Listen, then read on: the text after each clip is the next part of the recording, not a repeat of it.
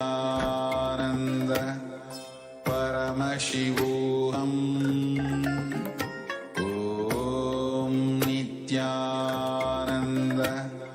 Paramashivoham.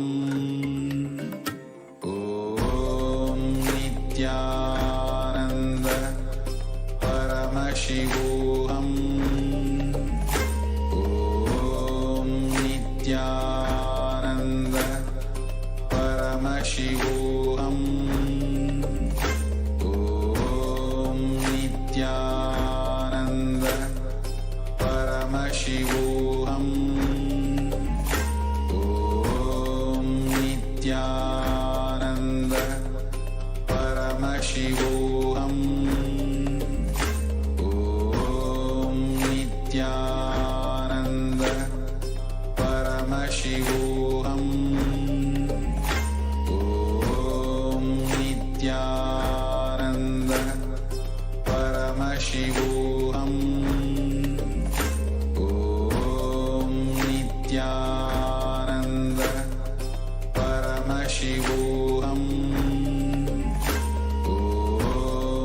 Nithyananda Paramashivoham. Om Nithyananda Paramashivoham. Om Nithyananda Paramashivoham. Om Nithyananda Paramashivoham. Om Nithyananda Paramashivoham. Om Nithyananda Paramashivoham. Nithyanandam. I welcome all of you on today's day 16 of Paramashivoham, level 3, season 4. Now, before we begin our first session with Kailasa's Nithyananda Yoga, let's quickly get ready as we apply Bhasma on the 16 places. Apply turmeric on the temples and kumkum on your third eye. Have a yoga mat with you. If you are in the male body, please remove your upper cloth and have a panchpatram and udhani with water in it. Let's quickly arrange these things and take few minutes for this.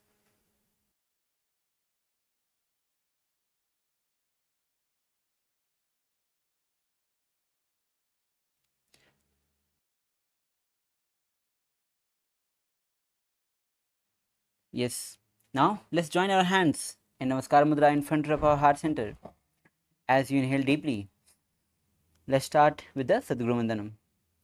Nithyanandam Paramasukhadam Kevalam Jnanamurtam Dvandvatitam Gagana Sadrusham Tattvamasya Ekam Nityam Vimalamachalam Sarvabhi Sakshi Bhutam Bhavatitam Triguna Rahitam Sadgurum Tam Namami. Now we'll be chanting Shiv Mool Mantra 11 times internally. I'll be chanting outside for all of us. Om Ham Ham Shivaya Namaha. Om Ham Ham Shivaya Namaha. Om Ham Ham Shivaya Namaha. Om Ham Ham Shivaya Namaha. Om Ham Ham Shivaya Namaha. Om Ham Ham Shivaya Namaha. Om Ham Ham Shivaya Namaha. Om Ham Ham Shivaya Namaha. Om Ham Ham Shivaya Namaha. Om Ham Ham Shivaya Namaha. Om Ham Ham Shivaya Namaha. Now we'll be performing the ritualistic cleansing, Tattvachmanam. Now let's take one udhani of water and place the hands in Gokarna Mudra. Now place the water on your palms, right palm. Now when you hear the word Sudha, inhale the water from your palm into your mouth. Om Atma Tattvam Shodhayami Sudha. Om Vidya Tattvam Shodhayami Sudha. Om Shiva Tattvam Shodhayami Sudha. Now please wash your hands. Now with your right thumb, wipe your upper lip and lower lip as we chant Om Ham Hridaya Namaha. Now wash your hands. Now with your index, middle and ring finger. Touch the upper lip, lower lip and wash your hands. With your index and thumb together, touch your right nostril, left nostril. With your ring finger and thumb together, touch your right ear, right eye, right ear, left ear. Now wash your hands. With your little finger and thumb together, touch your navel center, your right chest, left chest. With your all fingers together, touch your above the head, right shoulder, left shoulder and the heart center. Now wash your hands. Now we'll be performing Sankalpa. So let's clasp our hands and place it on the right knee. As we inhale deeply and start the Sankalpa. Om Mamopata Samasta Duritacha Dwara Bhagavad Shri Nithyananda Paramashiva Prityartham Shri Nithyanandeshwari Paramashiva Shakti Sameta Shri Nithyanandeshwara Paramashiva Prityartham Cha Adhya Purokta Evam Guna Visheshena Vathishthayam Asyam Subhatithau पूर्णारोग्ययुक्त दृढ़ात योगिक शरीर सिद्ध्यर्थम परमशिव शक्ति आविष्करणार्थम नित्यानंद योगाभ्यासम करिष्ये. Now wash your hands. Om Apavrisha. Now place a Panchpatra Madhya side of your yoga mat. Now, before we begin the Dviti Vinyasagram, which is 308 asana sequence, intense practice of asanas, we'll be going through the 12 components of Kailasa's Nithyananda Yoga. Now the first component is asanas. Asanas are the seated, comfortable seated position which brings the body and mind into the state of balance and restful awareness, when one can easily enter into the deeper states of and more subtle dimensions of yoga. The next component is pranayama. Pranayama refers to the breathing process.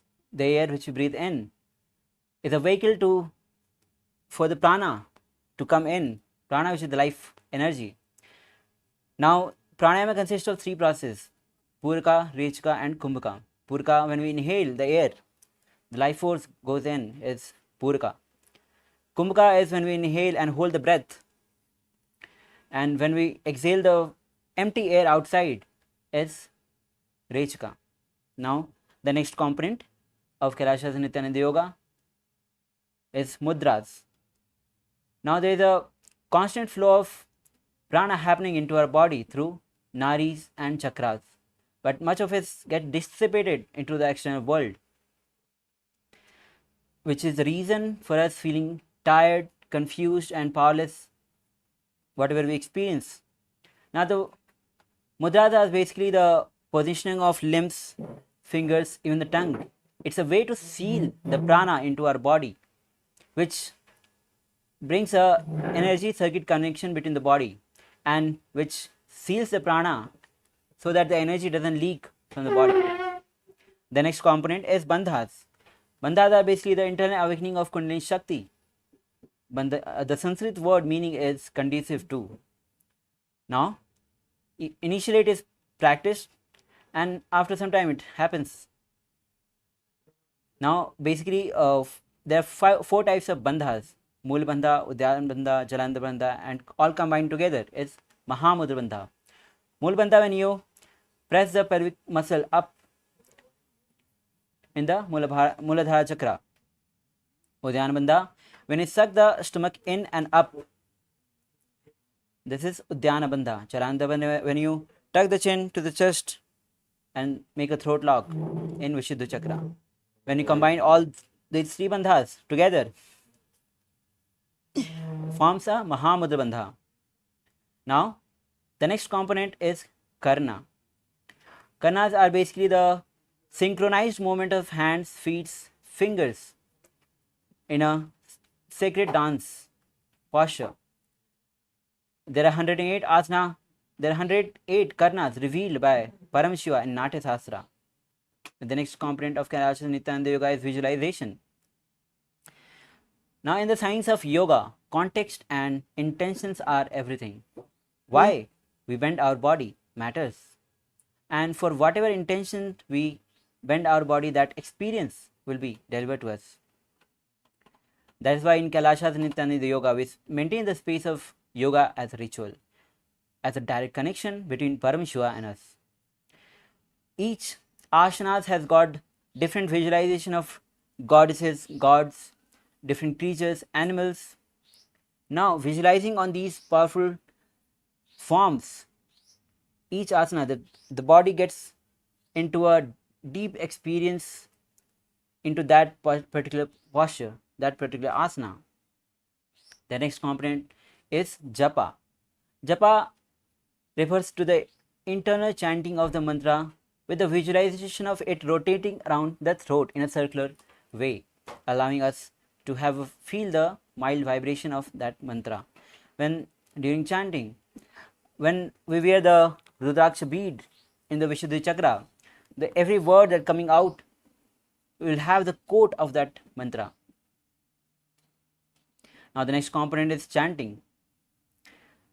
Now mantras is a Sanskrit word which describes a sacred utterance, word, syllable, sound, or a group of words.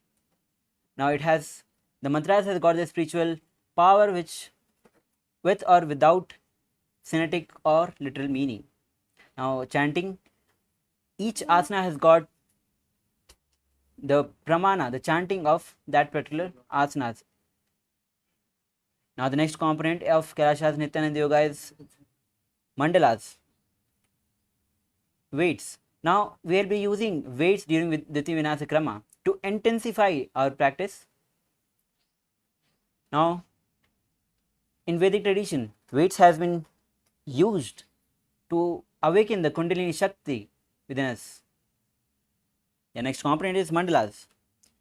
Mandalas are basically the cosmic geometric diagram, and our body is analogous to the cosmos. As you can see behind, there is Sri Chakra imprinted. Now yantras is a diagram into which a deity can be invited by using the mandalas. Now the next component is abharna. We will be using Rudraksha mala, Rudraksha bead as a abharna. Now the beauty is the Rudraksha has got the energy holding capacity, the spiritual holding capacity. It acts as a battery. During the practice, when the energy gets released, Rudraksha mala holds the energy and keeps us energized throughout the whole day. Now the next component is Aushadha. Aushadha are basically the sacred alchemic science from the ancient Siddha tradition. It combines the sacred herbs, prana, and the cosmic life energy, and most importantly the Shakti Pada energy, entanglement energy. Now we will be using 3 types of Aushadhas during the practice: Bhasma on our 16 places in our body, Kumkum on our third eye, and turmeric on our temples. Now as we have quickly gone through the 12 components of Kailasa's Nithyananda Yoga, it's time that we enter into this intense practice of 308 asana sequence of Dviti Vinasa Krama. Now the first asana is Sukhasana. Be seated in a comfortable seated cross-legged posture. Your head, neck, spine in a straight line. Now as you bring your index and thumb together and place it on the knees in Bindu Mudra. The Kumbhaka is Samana Kumbhaka, where you inhale, visualize the heat of the flame rising up along the spine towards the navel center. Now as you engage Mahamudra Bandha, which is Mool Bandha, Udyan Bandha and Jalandhar Bandha all together, the japa is Shoham and the visualization is Lord Shiva. तत्सुखासनमित्युक्तम् अशक्तस्तत्समाचरेतासनं विजितं येन जितं तेन जगत्त्रयम्. Now release all the 3 bandhas. The next asana is Parvatasana. Now cross your legs into Padmasana. Bring your hands in the in front of heart center in Namaskar Mudra and raise it above the head, elbows straight. Now engage Mahamudra Bandha as you visualize Lord Mount Kailasa in your inner space. अथ वक्ष्ये महादेव पर्वतासनमङ्गलं यत्कृत्वा स्थिररूपी स्यात् षट्चक्रादिविलोपनम्. Inhale, release all the three bandhas. Now the next asana is Halipavasana. As you bring the soles of the feet together, extended forward, interlace the fingers at the back, lean forward, forehead on the ground, behind the heels. Engage Mahamudra Bandha as you gaze to the nose, visualize Swamiji in your inner space. पूर्वविधि पर्यागानैनि चौहो एकहो निपनास्यो लगायि. Inhale, rise up. The next asana is Nagi Pavasana. Now, with the soles of the feet together extended forward, place both the hands on the ground, cupped. Now, bring the forehead on the ground, behind the heels. Engage Mahamudra Bandha as you visualize Swamiji in your inner space.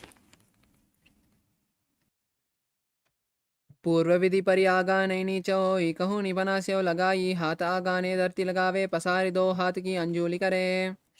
Inhale, rise up. Now, the next asana is Kokilasana. Now, both the hands in Prana Mudra with hold the big toes with the index and the middle finger, and other two touching the thumb. Now, as you hold the big toes of the respiratory leg, straighten the legs up and then cross the legs into Padmasana. Now, lower the elbows down as you lean forward, engage Mahamudra Bandha, visualize bird in your inner space.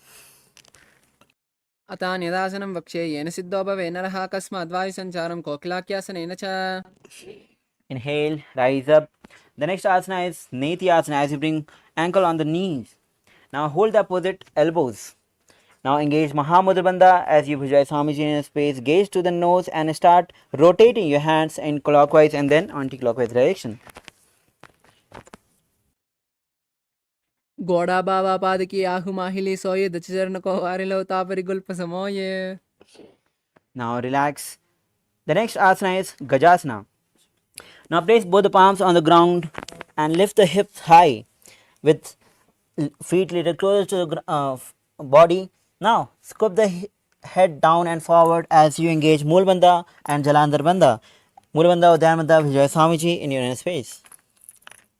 नुज्जं पादाग्रे भूमौ कृत्वा लम्बी भूयमस्तकाग्रे निधाय. Now relax.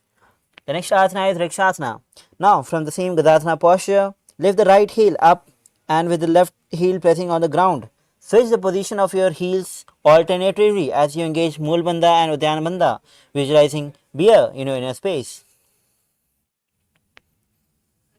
एकं पादमाकुञ्च गजासनं कुर्यात् रिक्षासनं भवति. Now inhale, rise up. The next asana is Vaishasana. As you stand tall on the big toes of both legs. Now bring the index, middle finger and ring finger at the heart center. Engage Mool Bandha, Udyan Bandha as you visualize Swamiji in your inner space. केशेन पादकिलं बद्ध्वा तिष्ठेत तोमकः तव ईश्यावक्ष्ये यत्कृत्वा सत्यवान् भवेत्. Now the next asana is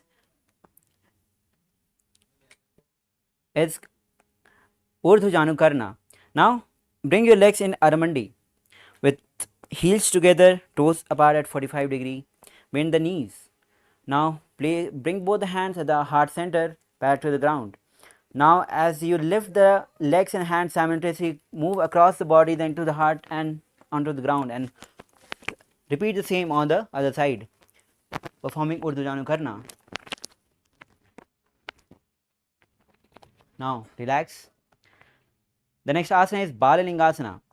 As you stand on the left foot, bring the right knee to the chest. As you interlace the fingers in Sarva Shankari Mudra outside in, hold the knee and visualize yourself as catching a baby as you engage Mahamudra Bandha. एकं जान उरिसयालिङ्ग्यस्तातव्यं बाललिङ्गनं भवति. Asana is Padpitanasana.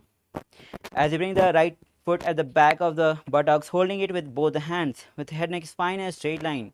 Engage Mahamudra Bandha, visualize Swamiji in your inner space. स्थित्वे कस्मिन् पादतले कराभ्यां यष्टयेतनं पृष्ठे संस्थापयेत् main पादपीडनमासनम्. Now the next asana is Natarajasana. As you bring the right foot at the back, hold it with the right hand As you kick and pull the right leg at the back, bring the left hand at front, lean forward, find a drishti focus point, and as you visualize Lord Nataraja in your inner space. उत्तानपादं क्रौञ्चं च मरीचिं वीरभद्रकं नटराजं त्रिकोणं च सुप्ताङ्गुष्ठप्रसारणे. Now relax. The next asana is Balalingasana on the other side. As you stand on the right foot and raise the left knee close to the chest, interlace the fingers in Sarva Shankari Mudra outside in and hold the knees. Visualize yourself catching a baby as you engage Mahamudra Bandha. एकं जान् उर्सियालिङ्ग्यस्तातव्यं बाललिङ्गनं भवति. Relax. The next asana is Padpidanasana. Now as you still stand on the right foot, bring the left foot at the back of the buttocks, holding it with both the hands.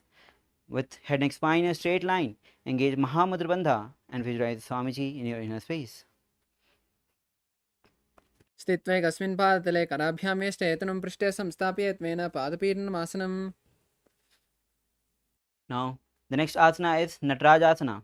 Now as you stand on the right foot, hold the left foot and kick and pull at the back, right hand front straight. As you lean forward, visualize Lord Nataraja in his space, find a drishti point. उत्तानपादं क्रौञ्चं च मरीचिं वीरभद्रकं नटराजं त्रिकोणं च सुप्ताङ्गुष्ठप्रसारणे. Now the next asana, next karna is Ardharechita Karna. As you bring your legs in Aramandi, now place the right toe behind the left feet. Now heels raised. Now bring the left hand at the heart center, right hand at the nose and swing it like a pendulum few times. Now switch the position of your legs and hands and perform Ardharechita Karna on the other side. Now relax. Now we enter into the skeleton dance, where we visualize yourself as pure bones and start shaking our body. Shake your body all across the yoga mat without following any particular pattern. Just shake your body with your eyes closed. Intentionally visualize yourself as a pure bones. Now relax. Now take a deep breath. Relax. Now the next karna is Katichina Karna. As you stand in Aramandi, bring both the palms at the back, palms facing backward. Now as you twist on the right side and open the palms and twist on the other side.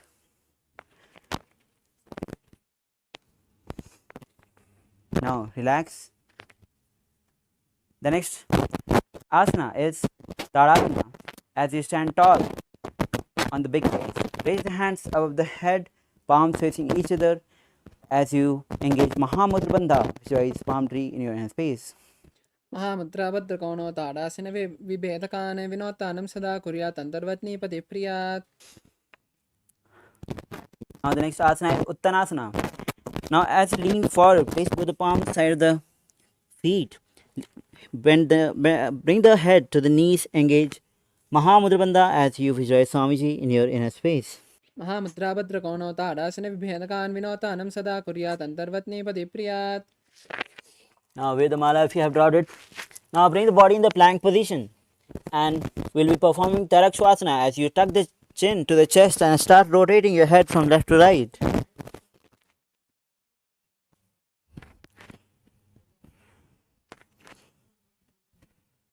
गजासनमस्तित्वा मस्तकं वारं वारं दक्षिणकक्षं सव्यकक्षं नयत्यर्क्ष्वासनं भवति. Now lower your body down. The next asana is Bhujangasana. As you bring the body down, hands at side of the chest, toes facing backward. Now lift the chest up the top of your back. Now open your mouth wide and visualize yourself as snake in your space performing Bhujangasana. अङ्गुष्ठनाभिपर्यन्तम् अधो भूमौ विनिन्दिशयत्कराभ्यां सुतरां दत्त्वा उदशीशपनीवहि. Now relax body. Bring the body in the plank position. We'll be performing Sathasana. Now bring the right knee to the chest and back and left knee to the chest. Alternatively switching the position of the leg as you visualize Swamiji in your inner space. गजासनवस्थित्वा जानद्वयमाकुञ्च वारं वारं कर्तव्यं शासनं भवति. Now the next asana is Rathasana. As you bring the right foot between the hands and jump, bring the left foot between the hands and start jumping alternatively. Guys, carry it in space. गजासनं एकैकं पादं पुरोमार्गेण भ्रामयित्वा कर्तव्यं रथासनं भवति. Now as you stand tall, the next asana is Veerabhadrasana. With your right leg front, toes facing forward. Bend the right knee at 90 degree and left leg at the back, feet facing outside. Now bring both the hands above the head, elbows straight, palms facing each other. Engage Moolabandha Udyanabandha, gaze to the third eye as you visualize Veerabhadra in your inner space. वासिष्ठमतकौण्डिन्यं चूर्धवक्त्रमेव च मष्टावक्रमतो तनं मयूरं सेतुबन्धनम्. Inhale. Now switch the position of your leg. Now bring the left leg at front and bend it at 90 degree. Hands raised above the head, palms facing each other. Engage Moolabandha Udyanabandha, gaze to the third eye, visualize Lord Veerabhadra in your inner space. उत्तानपादं क्रौञ्चं च मरीचिं वीरभद्रकं नटराजं त्रिकोणं च सप्ताङ्गुष्ठप्रसारणे. Inhale. Now we move on to the next asana, which is Vrikshasana. As you stand on the left foot, bring the right foot on the inner thigh. Now place both the hands in Namaskar Mudra in front of our heart center and raise it over the head. Engage Moolabandha Udyanabandha as you visualize yourself as a tree. वामोर्मूलदेशे च याम्यं पादं निधायतो तिष्ठेत् वृक्षवद्भूमौ वृक्षासनम् इदं विदुः. Now the next asana is Garudasana. Now bring the right foot on the opposite hip. Now place both the hands in Namaskar Mudra in front of our heart center. Engage Moolabandha as you visualize Lord Garuda in your inner space.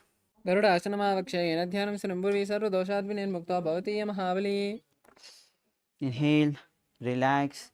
We'll be repeating Vrikshasana on the other side as you bring the left foot on the inner thigh of the right leg. Now place both the hands in Namaskar Mudra and raise it above the head. Engage Moolabandha Udyanabandha and visualize yourself as a tree. वामो ऋतु मूलदेशे च याम्यं पादं निधायतो तिष्ठेत् वृक्षवद्भूमौ वृक्षासनम् इदं विदुः. Now the next asana is Garudasana. As you bring the left foot on the opposite hip, opposite thigh, place the palms in Namaskar Mudra in front of our heart center. Visualize yourself as Lord Garuda. Engage Moolabandha and the Kumka is Sahaj Kumka Pranayama. गरुडासनमावक्ष्य येन ध्यानं शृण्वुर्वी सर्वदोषाद्विनिर्मुक्तो भवति य महाबली.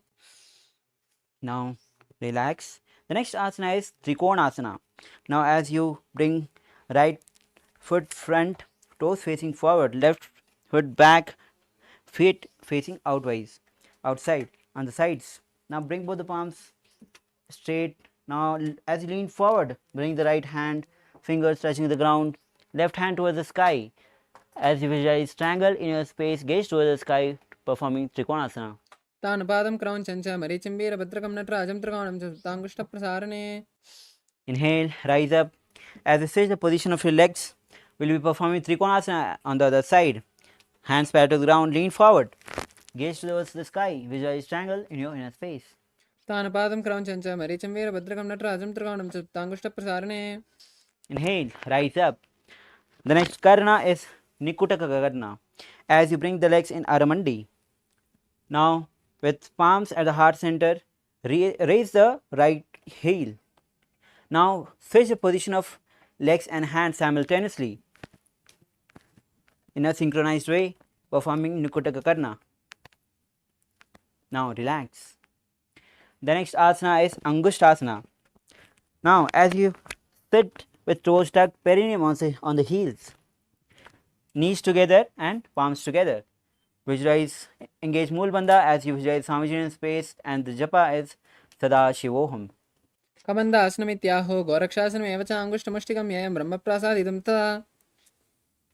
Asana is Saurasana. Now bring the right leg extended forward, toes facing up, hands in Varamudra, palms facing front, fingers on the ground. Engage Moolabandha as you Visualize Swamiji in your space and perform Bhasika Brahmari Pranayama, where you inhale like a male bee and exhale like a female bee. प्रसारेकं पादतलं संस्थाप्य त्वेकपादकम्. Now the next asana is Vidhunanasana. Now with the right hand in Pranamudra, hold the big toe of the right leg and lean forward. Bring the head to the knees. Hold the opposite ankle with the left hand and visualize Swamiji in your inner space. उल्पस्थितौ पादमेकं प्रसार्य तत्पादकं संस्थाप्य तत्करेण. Inhale, rise up. We'll be performing Saurasana on the other side. Now as send the left leg front, toes facing up, hands in Varamudra. Visualize Swamiji in your inner space. प्रसारेकं पादतलं संस्थाप्य त्वेकपादकम्. Now the next asana is Vidhunanasana. As you hold the left leg in Pranamudra, holding in Pranamudra, touch the big toes. Lean forward, head to the knees. Hold the ankle of the right hand. गुल्पस्थितौ पादमेकं प्रसार्य तत्पादकं तत्करेण. Inhale, rise up. The next asana is Brahmajurangkus Asana. Now as you sit with the toes tucked, perineum on the heels, create a little gap between the knees. Back of the palms resting on the knees. Now gaze through the gap between the legs. Engage Mulbandha Jalandharbandha as you visualize Swamiji in your inner space. Japaya Sadashivoham and the pranayama is Brahmari Kumka Pranayama. दो पनापानी होई वैसे एड़ी दो गोड़ा निवैसे कोरबग दलिया की माहिली आयसमा Hera हेमिली. Now the next asana is Kapilasana. Now as you place both the knees on the ground wide apart, hands on the respective knees, gaze to the nose as you engage Mulbandha Udyanabandha and visualize yourself as sage Kapila Muni as you perform Bhasika Brahmari Kumbhaka Pranayama and the Japaya Sadashivoham. उबई पगतली समट हरावे तिनकी माहिली core मिलावे. Now release Udyanabandha. The next asana is Bhadra Gorakhasana. From the same seated posture, switch the gaze to the third eye and visualize Swamiji in your inner space. दो पगतली संपुट करे कोरवाली भूप दितरे कोरवाली रागे ऐसे तापरे मूल द्वार की बेसे. Now the next asana is Suryasana. Now bring the soles of the feet together and lift the knees off the ground wide apart. Now hands in Padmudra, which is little finger and thumb touching together, and raise it over the head. Gaze through the gap between the palms. Engage Mulbandha Udyanabandha as you visualize Lord Surya in your inner space. एड़ी दो गोड़ा तने अनेक पनापानी भेटिक बुटटाने गोड़ा जंग करे अधिक करे आ राके आयरे ब्यामी विधि गहे. Now the next asana is Mandukasana. As you sit with the toes flat, perineum on the heels. Now hands on the respective knees. Now gaze to the third eye and perform Mandaki Mudra, which is rolling the tongue up on the roof of the mouth, catching the nectar of immortality dripping from the Sahasrara chakra with our forked tongue. पादतलौ पृष्ठदेशे अंगुष्ठद्वये च संस्पृश्य ध्यानो युग्नं पुरस्कृत्य साधयेत् मण्डूकासनम्. The next asana is Uttana Mandukasana. From the same seated posture as Mandukasana, bring the hands at the back and hold the shoulders, elbows holding the head, gaze to the third eye, engage Mulbandha Udyanabandha and perform Mandaki Mudra, which is catching the nectar of immortality dripping from the Sahasrara chakra. Mandukasana मध्यस्थं कोर्पराभ्यां शिरं दतः एतद् भेतवदुत्तानम् एतदुत्तान मण्डूकम्. Now relax. The next asana is Simhasana. Now interlace the ankles at the back and sit on the heels, hands on the respective knees, gaze to the nose. Visualize lion in your space as you open the mouth wide and stick out the tongue and exhale forcibly. दक्षिणं सव्यगुल्पेन दक्षिणेतरेतरं हस्तौ जान्वौ संस्थाप्य स्वाङ्गलिश प्रसारे च. Now the next asana is Bhadrasana. As you sit with the soles of the feet together at the back, heels, perineum resting on the heels, knees wide apart, hands in Bindu Mudra holding the big toes of the opposite leg. Gaze to the nose as you engage Mulbandha and Jalandharbandha, visualizing Swamiji in your inner space. गुल्पस्थितौ पादमे गुल्पौ च वृष्णस्यादौ युत्क्रमेण समाहितः पादाङ्गुष्ठौ कराभ्यां च धृत्वा च पृष्ठदेशतः. Now the next asana is Kakabhusandi asana. As you squat on the feet, knees apart, wrap the hands around at the back, interlace the fingers. Gaze to the nose, visualize crow in your space as you perform Brahmari Pranayama and engage Moolabandha. प्रथमे वेसौ गडटाने दो हाथ पगम विच आने तिनकी मोड़ी नल्या परिया लावे पिष्ट बचे कांकसी करावे. Now the next asana is Kanipavasana. As you place both the palms on the ground. Now as you lean forward, bring the knees on the elbows towards the armpit, lift the feet off the ground, gaze to the nose, visualize Swamiji in your inner space. आसन को गुण आसीत सिदा होई तो आची होई. Now the next asana is Kapali asana. With palms on the ground, bring the knees on the elbows and bring the head on the ground.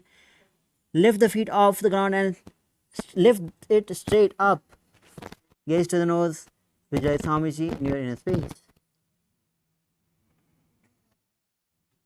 शीश शीशा डट्टी टेकी पगदो मुला ऊंचा गुगरे. Now slowly lower your body down. The next asana is Parsvamayurasana. Place both the palms on the ground. As you twist on your right side, place the elbows on the left knee and thighs on hip. Now lean forward and balance your body as you extend the legs out on the sides. Visualize peacock in your space as you gaze to the third eye. मयूरं दण्डवत् कुर्यान् मयूरं दण्डनामकं कुर्यान् मयूरं पार्श्वाभ्यां मयूरपार्श्वनामकम्. Now twist your body on the left side, elbows on the right knee and hips. Lean forward as you balance your body. Extend the legs out on the sides. Gaze to the third eye, visualize peacock in your inner space. मयूरं दण्डवत् कुर्यान् मयूरं दण्डनामकं कुर्यान् मयूरं पार्श्वाभ्यां मयूरपार्श्वनामकम्. Now relax. The next asana is Bhairaginatha asana. From the plank position, bring the right leg from outside between the palms. Gaze to the third eye as you visualize Swamiji in your inner space. आसन को गुण जो लो जाइए. Now again from the plank position, bring the left leg between the hands from outside. Gaze to the third eye and visualize Lord Bhairaginatha asana, Bhairaginatha in your inner space.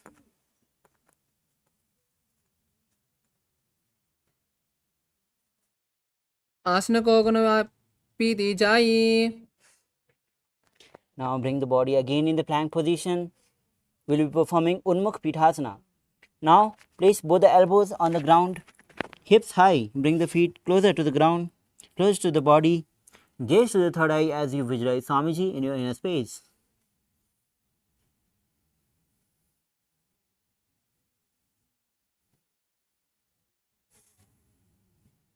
भून्यस्तौ जाह्नि हस्तौ चतुष्पद वाङ्मुखम् उत्थापिताङ्ग्रिलकच्छत्.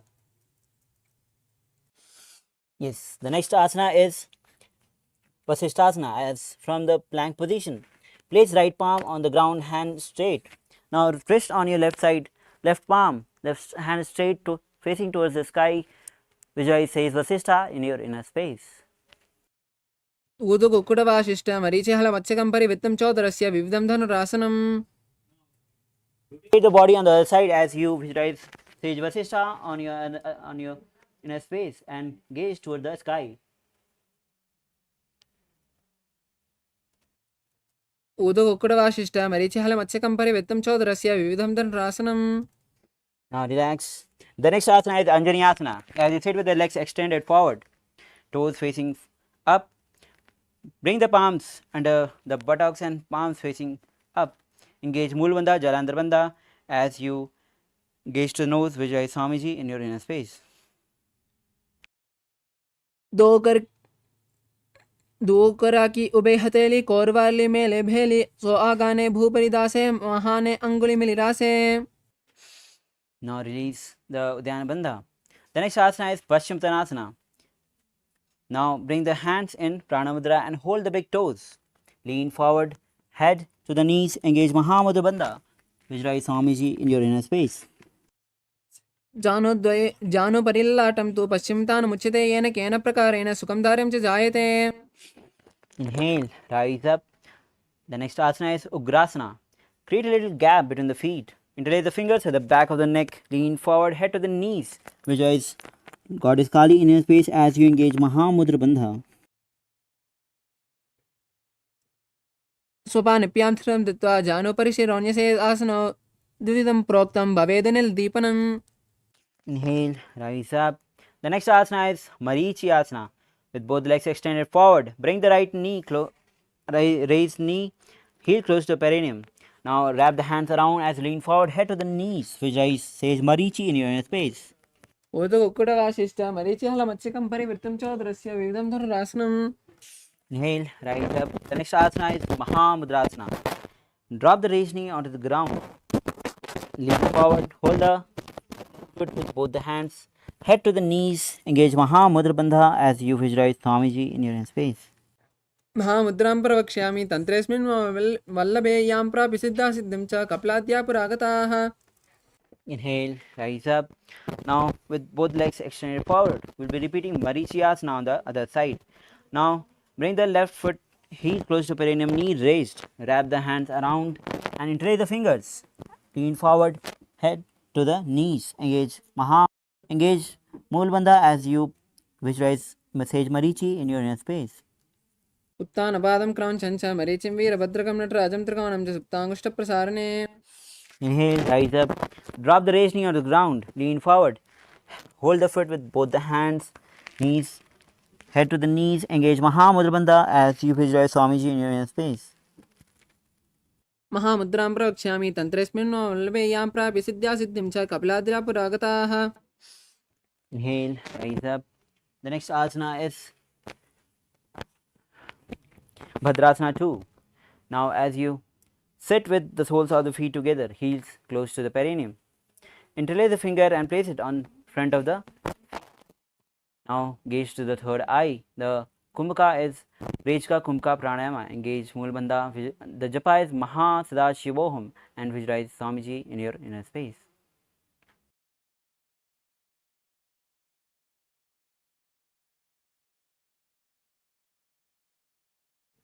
कुल्पौ तु वृष्णस्यादौ शिवन्यः पार्श्वयोक्षिपेत् पादपार्श्वैरुपानभ्यां धृतं बद्ध्वा सुनिश्चलम्.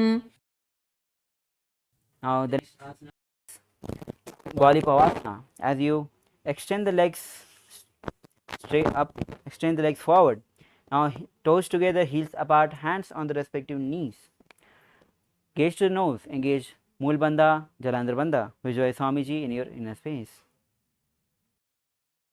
पूर्वचर पर चौक ह्यो सो ही वाही विधियो की जिसो यामे एड़ी भिन्न जरासे अंगुल आतरंतर रासे. Now the next asana is Joni Asana. With the soles of the feet together, heels close to the perineum. Hold the soles with both the hands and lean forward. Gaze to the nose and visualize Yoni Mandala in your inner space. दो पगतली संपुट करे soul आगा में धरे आगा अर्ध हाथ को अंतर्रासे लाट पगतलिया ऊपर दासे. Inhale, rise up. The next asana is Midaki Pavasana. With the soles of the feet together, extended forward. Now toes apart, heels together. Hands open straight on the sides. As you lean forward, bring the forehead on the heels. Engage Moolbandha, gaze to the nose, visualize Swamiji in your inner space. पूर्व दीपगी परि पगतली संपुट soul AD मिलीरा से एडिया सुमाहली कानी अंगुल दो अंतर लाट धरती लगावे. Inhale. Next asana is Siddha Samadhi Asana. As you bring the soles of the feet together, heels close to the perineum. Now separate the heels, hands underneath the legs. The palms facing up, lean forward, gaze to the nose as you bring the forehead on the ground and visualize Swamiji in your inner space. दो पगतली संपुट करे सोले में आगा में धरे अंगुल आत अंतर रासे AD को ऐसे विदासे. Inhale, rise up. The next asana is Chindaki Pavasana. The soles of the feet together, heels close to the perineum. Open the feet like a book. Place elbows on the respective knees. Gaze to the nose as you visualize Swamiji in your inner space. दो पगतली एड़ी धरती मगवा made लगावे पगतली माहिली कौर अंगूठा सुधा सुधी जोड़े. Next asana is Yogasana. Toes together. Place both the hands on the respective knees and press the knees on the ground. Now engage Mool Bandha and Uddiyana Bandha. Pull the stomach in and up and gaze to the third eye. Visualize Swamiji in your inner space. दो पगतली संपत्ति दारे आगाने कर jar पसारे गोड़ा बूसो लगदाला से हाथ दो गोड़ा परिदा से. Next asana is Bhairavasana. Now bring the to the ground, raise the knees wide apart on the ground. With your hands in Bindu Mudra, place it on the respective knees. Now gaze to the third eye, engage Mool Bandha, Jalandhar Bandha and visualize Lord Kala Bhairava in your inner space. गुल्पो संपीन चान्यूनम क्रमेण समाहितः. Now relax. Next asana is Samanasana. Now with the heel close to the hold the right foot with both the hands and to the chest. Gaze to the third eye. Visualize Swamiji in your inner space. समानासनमावक्षे सिद्धमन्त्रादि साधनात् एकपादमरो दत्वा गुह्योन्योलिङ्गवत्रके. Now the next asana is Apanasana. Bring the right foot on the shoulders and raise the left leg straight and up. Gaze to the third eye as you visualize Swamiji in your inner space. केवलं पादमे कञ्चस्कन्धे चारोऽपि यत्नतः एकपादेन गगने तिष्ठेत दण्डवत्प्रभो. The next asana is Samanasana. On the other side, bring the right knee, heel close to the perineum, left holding with both the hands to the chest. Gaze to the third eye as you visualize Swamiji in your inner space. समानासनमावक्षे सिद्धमन्त्रादि साधनात् एकपादमरो दत्वा गुह्योन्योलिङ्गवत्रके. The next asana is Apanasana. Bring the left foot on the top of the shoulder. Raise the right leg straight and up. Gaze to the third eye as you visualize Swamiji in your inner space. केवलं पादमे कञ्चस्कन्धे चारोऽपि यत्नतः एकपादेन गगने तिष्ठेत दण्डवत्प्रभो. The next asana is Gopasana. With left leg on the ground, heels touching the perineum. Bring the right leg on the top. Now interlace the fingers and place it on the top knee. Gaze to the nose as you visualize cow in your space. Perform Siddhikari Pranayama. सव्ये दक्षिणकुल्पन्तो परशुपाशो नियोजय दक्षिणे पिता सव्यं गोमकं घोमकं तथा. The next asana is Anushasana. With the same seated posture as Gomukhasana. Now hold the big toes of the opposite leg in Bindu Mudra. Now perform Siddhikari Pranayama, then engage Mool Bandha, Uddiyana Bandha. Gaze to the nose. Visualize Rishika Anushya in your inner space. दक्षिण गोड़ा निकट आने वामोता के ऊपर आने गोड़ा संधि मिलावे राशि आड़ा पुनी देसी पसारी. Now inhale as you release the Uddiyana Bandha. The next asana is Anushasana 2. With the same seated posture, interlace the fingers at the back. Now lean forward, bring the forehead on the ground. And visualize Rishika Anushya in your space as you gaze to the nose and perform Siddhikari Pranayama. जीमना गोड़ा की संधि उपरिदावा गोड़ा की संधि मिलावे राशि गोड़ा से ओले बगदलियालो अडवाई सुधारा से. Inhale, right. The next asana is Garudasana 2. Bring the heel close to the perineum. Right knee raised to the chest. Place both the hands on the respective knees. Gaze to the nose as you visualize yourself as Lord Garuda in your space. Japa is Om Nithyanandoham and perform Siddhikari Pranayama.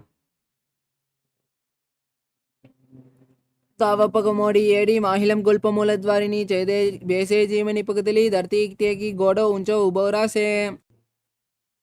The next asana is Naradasana. As you sit on your left heels, interlace the fingers at the back and twist on your right side. Bring the elbows on the right knee. Gaze to the nose, gaze to the third eye as you visualize Sage Narada in your inner space.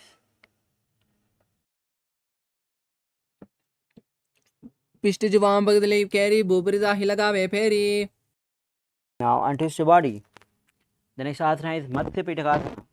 Now bring the left foot on the right thigh and hold the right big toe with the right hand in Prana Mudra. Gaze to the nose. Perform Siddhikari Pranayama as you visualize Matsya, the fish incarnation of Lord Vishnu. वामेन वामाङ्गुष्ठन्तो गृहीतुं मत्स्यपीतकं योनिमानमे सम्पीड्य मेढ्रादुपरि दक्षिणम्. Now we'll be performing Gomukhasana on the other side, as doing the right leg on the ground, heels touching the left on the top. Now interlace the fingers and place it on the top knee, gaze to the nose as you visualize cow in your space, perform Siddhikari Pranayama. सव्ये दक्षिणकुल्पन्तो पृष्ठपार्श्वे नियोजयेत् दक्षिणे पिता सव्यं गोमुखं घोमुखं मिथा. The next asana is Anushasana.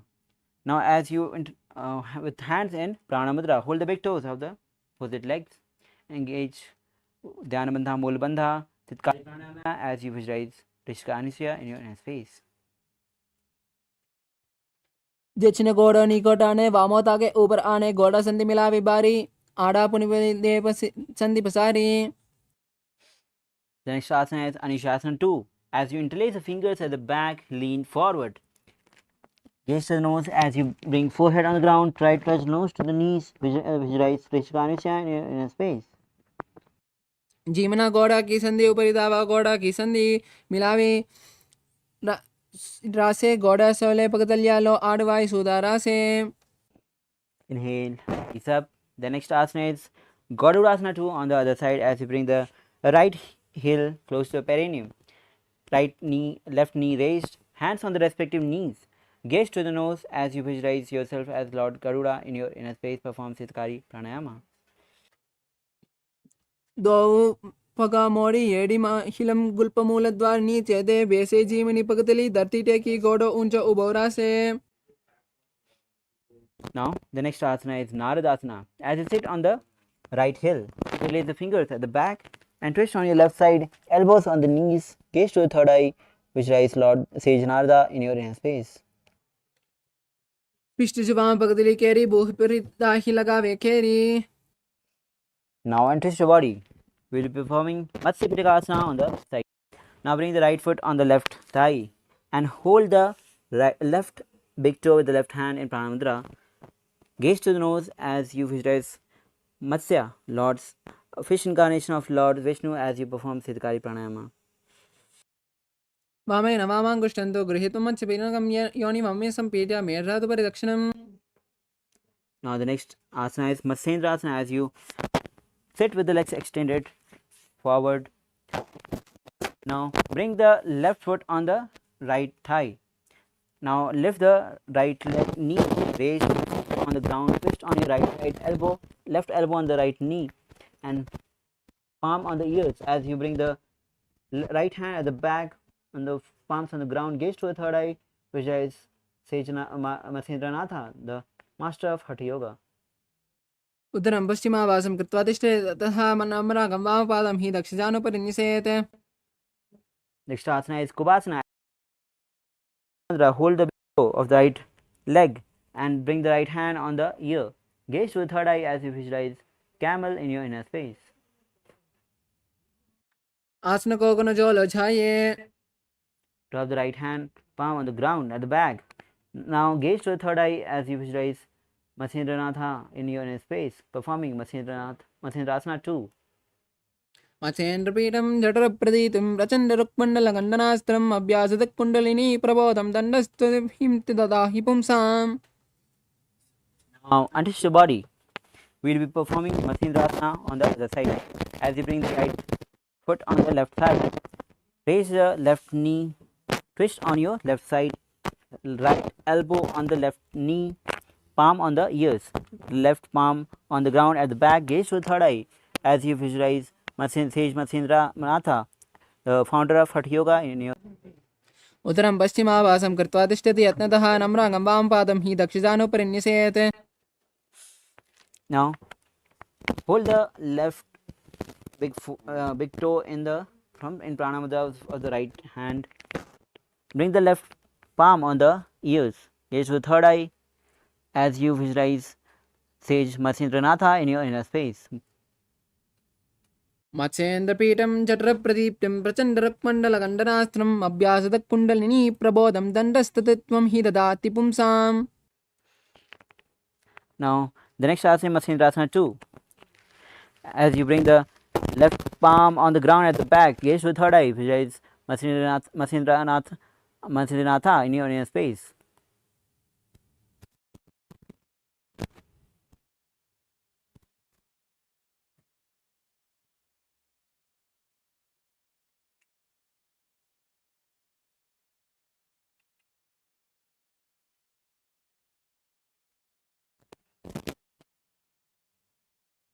Laptop is dying.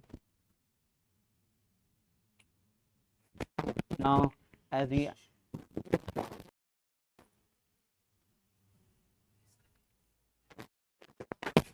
untouched about our body, asana is asana. So let's bring the legs into Padmasana. Now, place both the palms on the respective knees. Visualize as you perform Sitali Pranayama and then engage Mahamudra Bandha.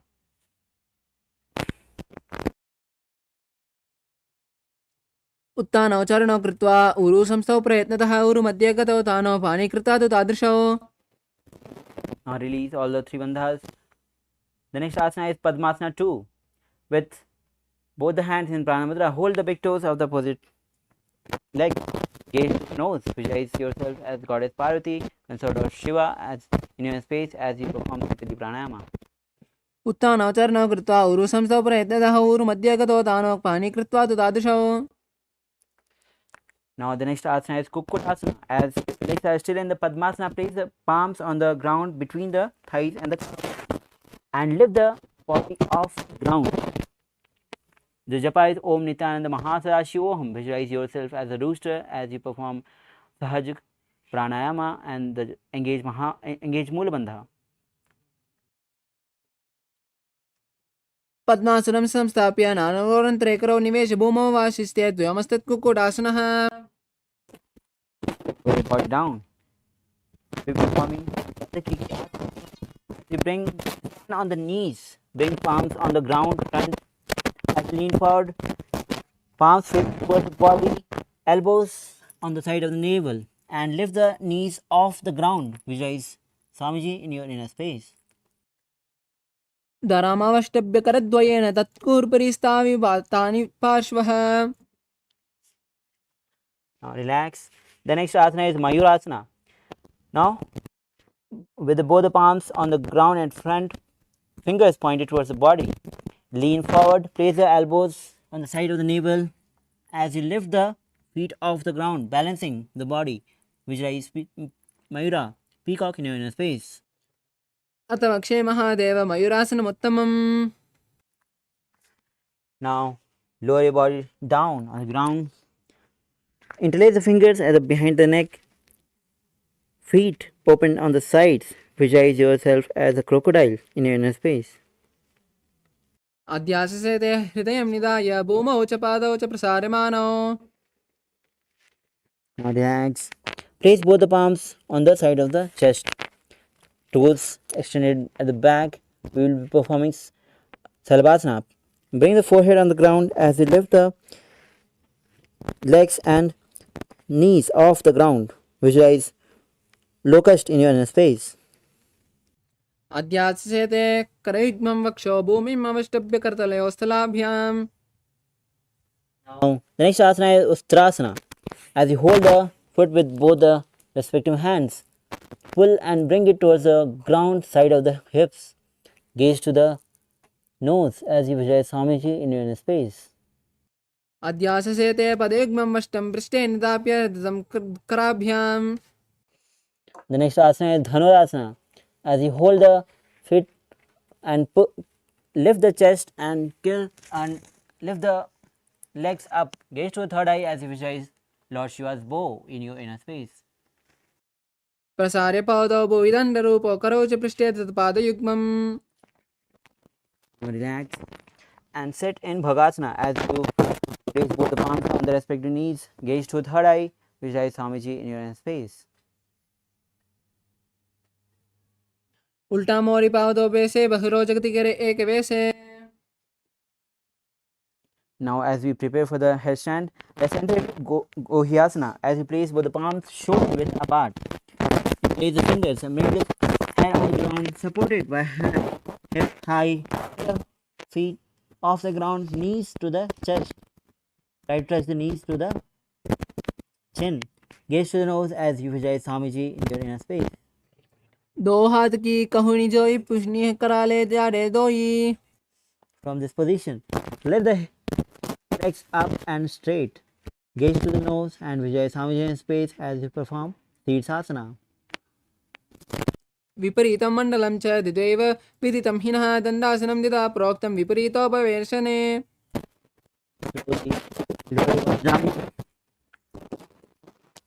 Now the next asana is Kodyasana. Legs, both the legs extended forward.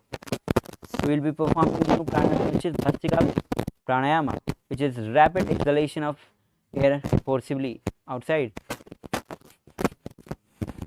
Now the next asana is Kodyasana. Hold the legs and raise the legs up straight, knees straight, head to the knees.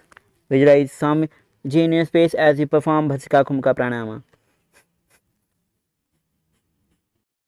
दो हाथ पग बढ़ाने गोड़ा टेरे कांक सीटाने. Asana is Parikrama. As you bring the legs at 45 degrees, hands at the back holding the opposite shoulder, gaze to the third eye as you perform Bhasika Kumka Pranayama. Visualize Swamiji in your inner space. उत्तानं शयनं कृत्वा पादौ मिलित्वा प्रसार्य निदं भूमौ स्पृश्य हस्ताभ्यां कन्दरां धृत्वा. The next asana is Samokasana. With legs at 45 degrees, extended forward straight, hands parallel to the ground. Gaze to the third eye as you perform Bhasika Pranayama and visualize both in your inner space. उत्तान शयनं कुर्प्राभ्यां भूमिमष्टभ्य. Now relax. The next asana is Rudrasana. Toes of the feet together, hands underneath. Hold the feet with both the hands interlaced and bring the feet close to the chest. Rest the chin on the fingers. Gaze to the nose and visualize Lord Rudra in your space as you keep performing Bhasika Kumka Pranayama. पगतली संपुट करे हस्तास्य पगा ऊंचा पगा का अंगूठा दो ले परली कानी तालवे. Inhale. Next asana, Unmukh Pidhasana 2. With both the feet flat on the ground, raise the knee and lie down. Bring the hands behind the heels and raise the hips high. Engage Mool Bandha, Jalandhar Bandha. As you gaze to the nose, visualize Swamiji in your inner space. ऊर्ध्वे च जानुनी कृत्वा शवित्वोर्ध्वमुखं तथा उत्थाप्य हस्तौ तिष्ठेतु पीठ उन्मुखनामके. Now lower body down with hands and legs extended, fully relaxed. Visualize every single part of the body has been totally separated. Visualize your body has become dead in Savasana.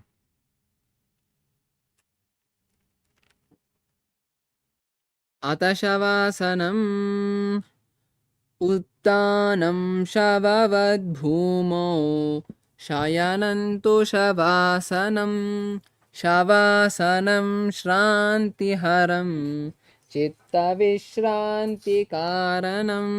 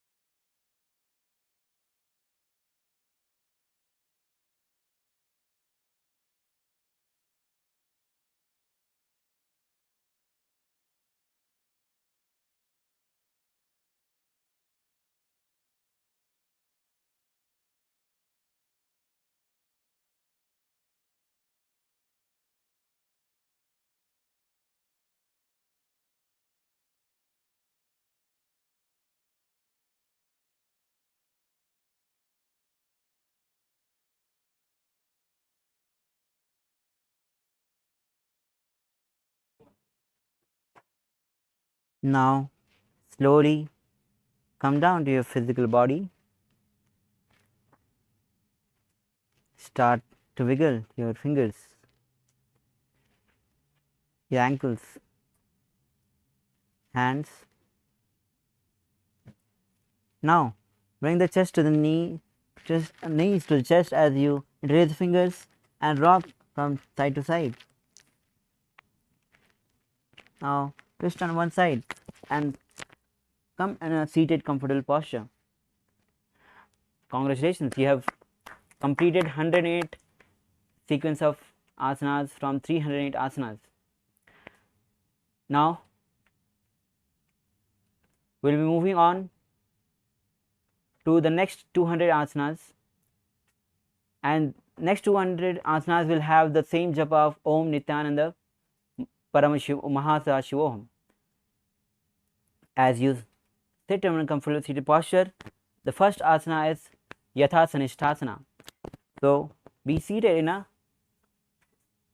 comfortable posture which brings a state of ease to your mental and physical state.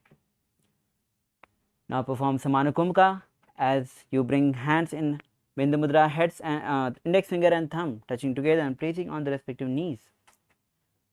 Vijay Swamiji in your inner space.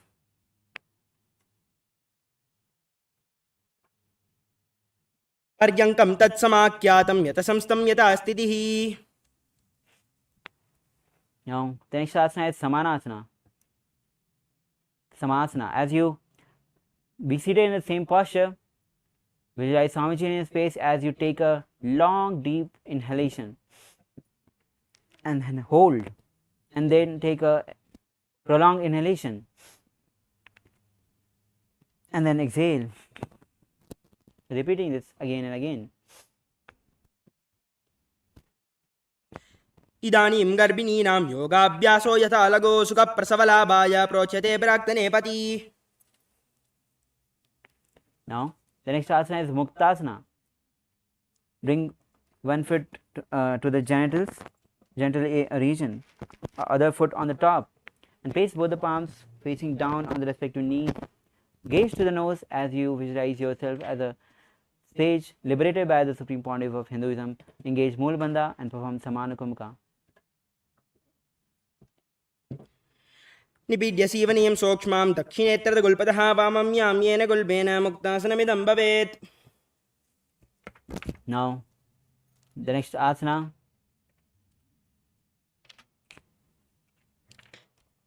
is Siddhasana.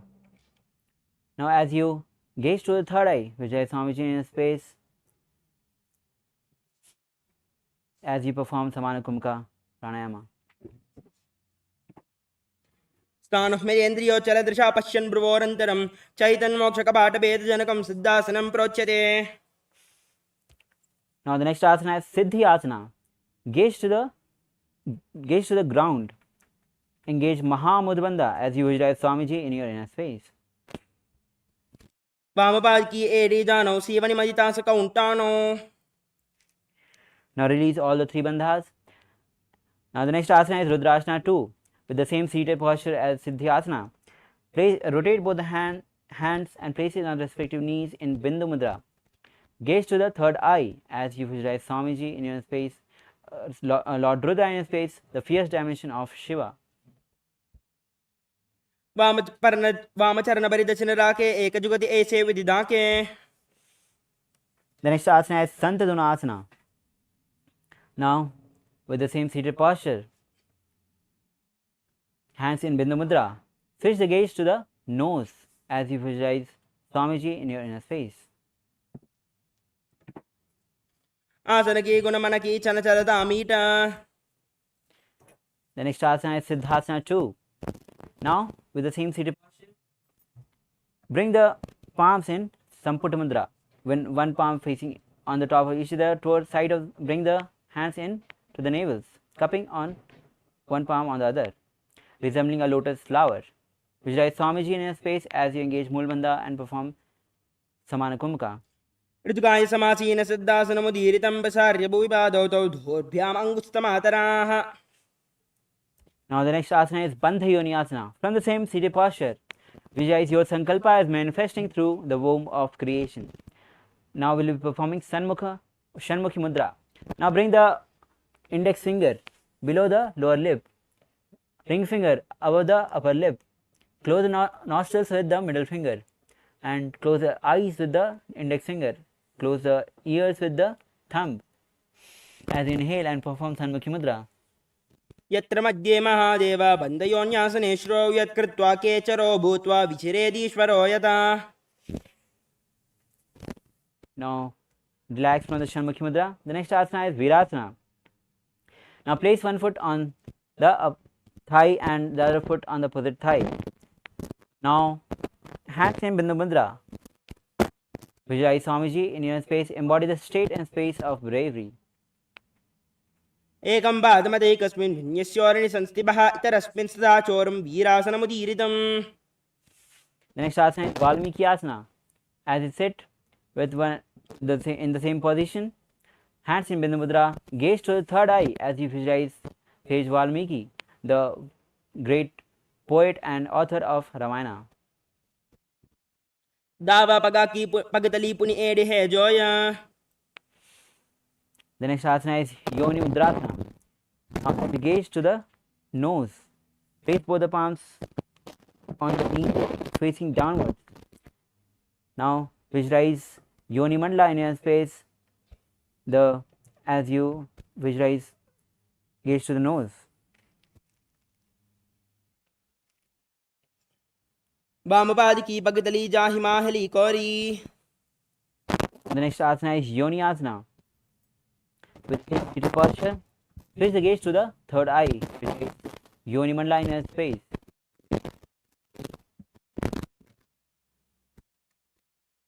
योन्यासनं पर्वतेन योगं योगफले निलं तत्कालफलं तावत् केचरो यावदेवैः. The next asana is Bhadrasana 3. As you sit with the soles of the feet together, close to the period, interlace the fingers in front of the feet.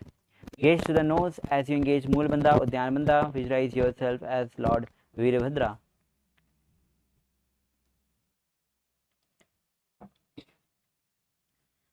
गुल्पोद्भूषणस्यादः सीवन्या पार्श्वे न्योक्षिपेत् सव्ये गुल्पतदा सव्ये दक्षगुल्पं तु दक्षिणे. Now take a deep breath as we enter into the next asana, which is Aghorasana.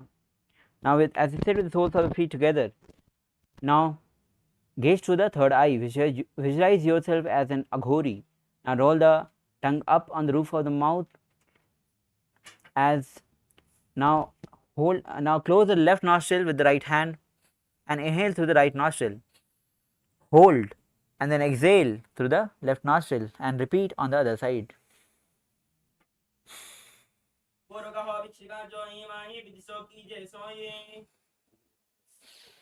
Now inhale and relax. The next asana is Kaneri Pavasana. Now as you bring the toes on the heels, chin resting on the palms, gaze to the nose, engage Moolabandha, Udyanabandha. Visualize yourself as a female elephant drinking water.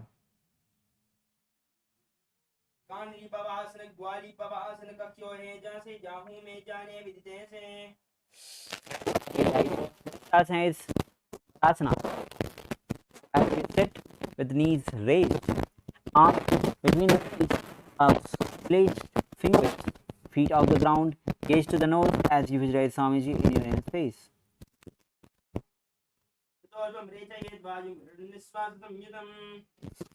Now the next asana is Gopachandasana. With the soles of the feet together, interlace the fingers and place it on the front of the feet. Now raise the feet, chest. Now rest the chin on the fingers, gaze to the nose, visualize crown in a space, then embody the state and space of a king.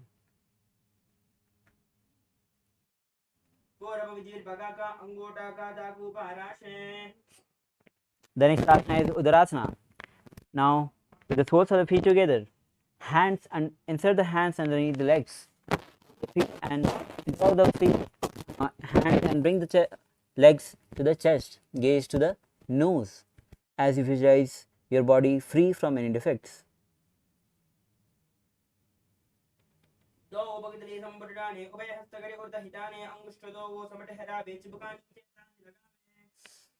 Now from the same posture, performing Vasishtasana, as you raise the legs over the forehead, visualize Swamiji in your inner space, exhaling in everything.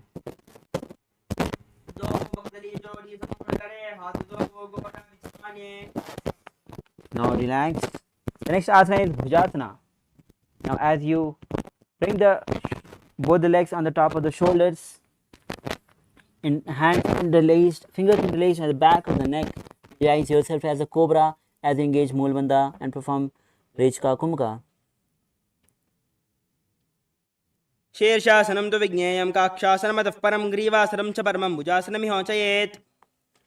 The next asana is Kalyanasana. Now interlace the fingers from the same position, interlace the fingers at the back. Visualize yourself as a beautiful and auspicious goddess as you perform Kalyanasana. दो हाथ पगाम विज आने तन को गोड़ा नीचे टाने बहुरी बागत्या बाहर लिया वे पुनः युगति ऐसे ठहरावे. Next asana is Sankatasana. Let's place left leg on the ground. Sit on the left heel. Sit on the heel. Now cross the right legs on the top. Place both the palms on the opposite knees.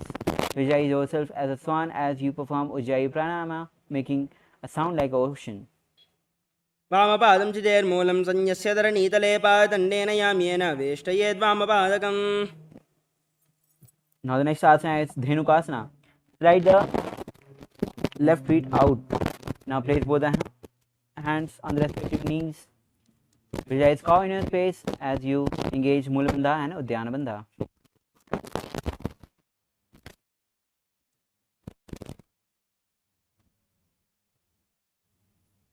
अनुशागिनगर पंचदं वृषिहिलण्डगल्यम्नि. Now the next asana is Dhenukasana. Now the next asana is Machandrasana. Now place the right foot on the left thigh, left foot on the right knee.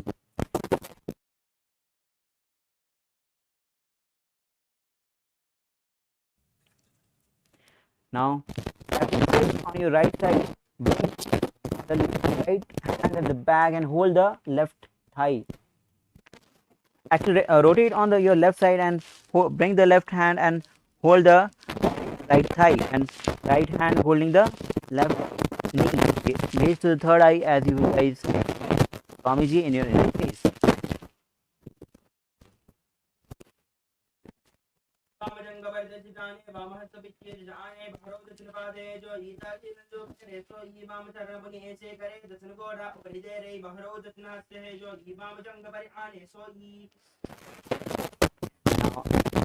and to the body. As Machandrasana too. As sit in the same posture, fold the big toes and lean forehead on the ground. Heels touching the chest as you visualize Swamiji in your inner space.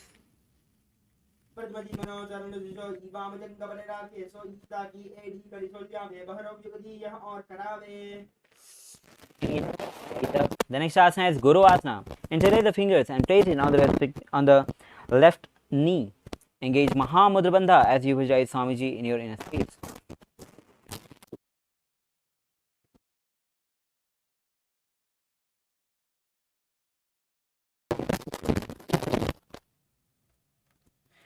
ओर्मूले इन्द्रपादस्य कनिष्ठिका प्रदेशे गुल्पं संस्थाप्य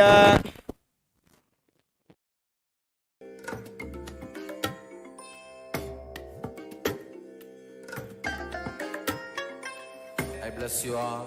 Let you all open all your three eyes and manifest the powers of Mahasadashiva. Om Nithyananda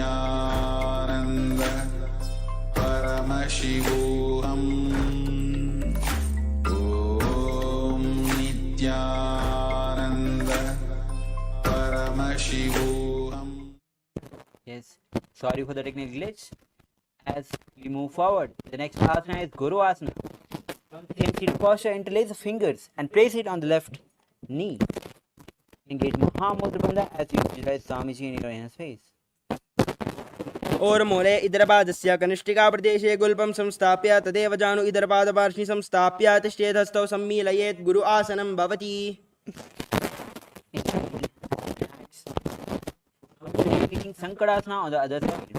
As you place the right leg on the ground, heels ground, close the frame as you sit on the leg on the top of the left leg. Now place both the palms on the opposite knees, gaze to the nose as you visualize yourself as a swan.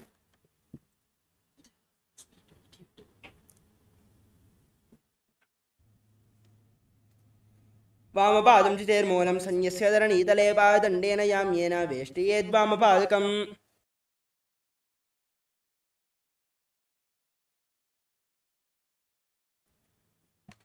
Now the next asana is Trinupasana. As you slide the left leg out to the sides, both the palms on the top knee, engage Mula Bandha and Dhyana Bandha as you visualize cow in your inner space.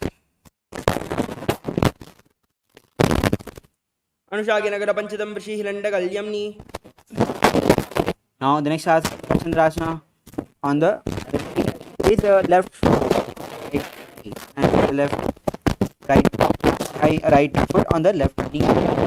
Push on the left hand on the knee, right hand holding the left thigh as you gaze to the third eye. Visualize Swamiji in your inner space. वामजंगपरिदश्रीराणे वामहस्तबिष्टि दिशाने बहरो दथन बाधे जो ईता की नल जो बकरे सो ई वाम चरण पुनि ऐसे करे दथन गोड़ा उपरि देरे बहरो दथन हस्त है जो ई वाम जंग पर आने सो ई. Now untwist your body. Same seated posture. Interlace the fingers in Pranayama Mudra and hold the toes of the opposite leg. Forward as you bring the forehead on the ground and chest touching the knees as you visualize Swamiji in your inner space. प्रथम जी मनोचरण जो ई वाम जंग पर आने सो ईता की एड़ी कड़ी सोल्यावे बहरो युगति यह और करावे. Heel rise up. The next asana is Guru Asana. Now interlace the fingers and place it on the right knee. Engage Mahamudra Bandha.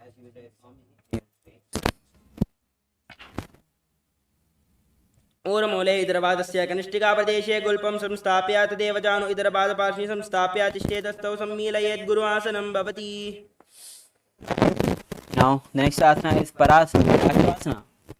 Now as you bring the feet flat on the ground, knees against the chest, holding the opposite knees. Now press the tongue against the roof of the mouth. Gaze to the third eye as you visualize Swamiji in your inner space. पातले भूमौ निधाय जानुनि उर्सि निधाय विपरीत हस्ताभ्याम् ऊर्सहित जंगे निबध्य तिष्ठेत् प्रशासनं भवति.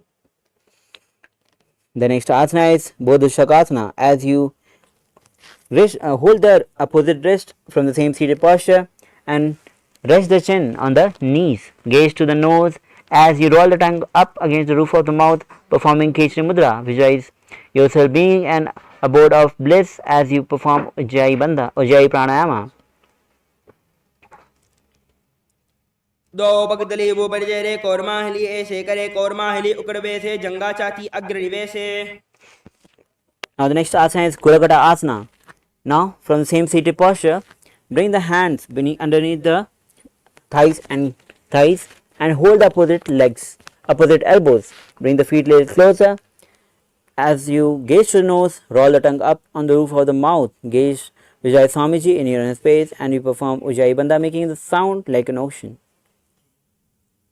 कुरकटासन दो हाथ पग बाहर लियावे गोड़ा नीचे ले तवरावे आमहा सामहा ऐसे करे आपस में कोह निपकरे. The next asana is Sumati Asana. Now bring the right foot on top of the left, toes facing up as you gaze to the nose and visualize great sage Sumati in your inner space. मूल द्वार धरती परिडाने दावा पग बरदच मनाए दाई बाकती कोले हावे हाथ एक Amtar ठहरावे. Now the next asana is Dandasana. Put the left forward and raise the head, elbows straight. Gauge Mahamudra Bandha. Vijay Swamiji in space as you roll the tongue up in Kechari Mudra.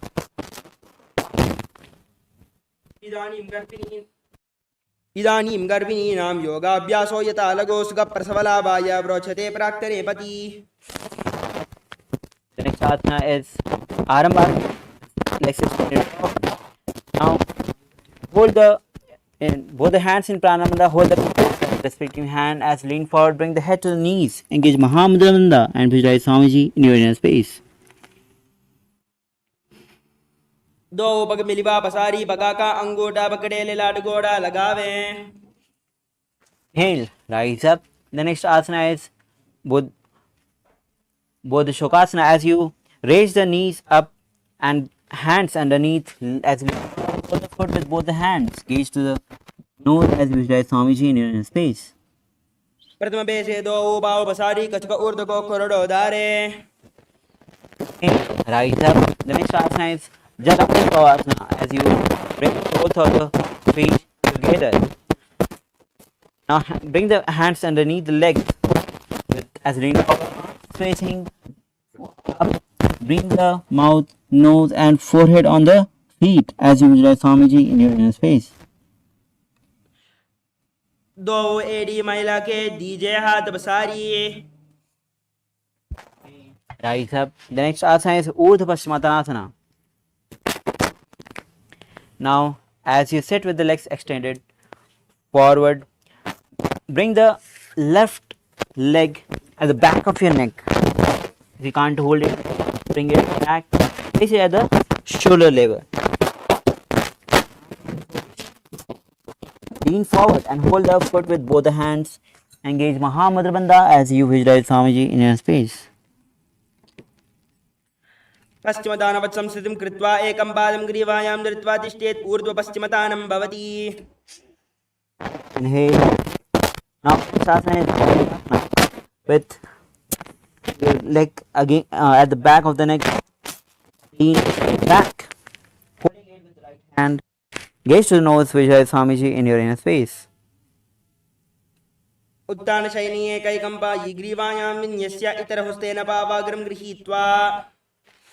Now twist on your right side and rest on the left elbow. Gaze to the nose as you visualize Swamiji in your space. उत्तान शयिताय एकैकं पादं ग्रीवायां कुर्वन् इतरहस्तं कर्णमूले स्थापयेत्. तस्यैव हस्तस्य कुर्परौ भूमौ निधाय इतरहस्तपादौ सरलिक्ष्य तिष्ठेत्. अंकुशासनं भवति.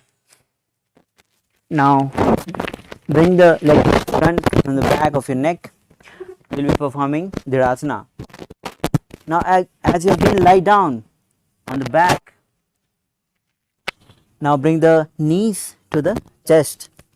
Hold, interlace the fingers in front of your legs and start rolling on both the sides, performing Dhirasana.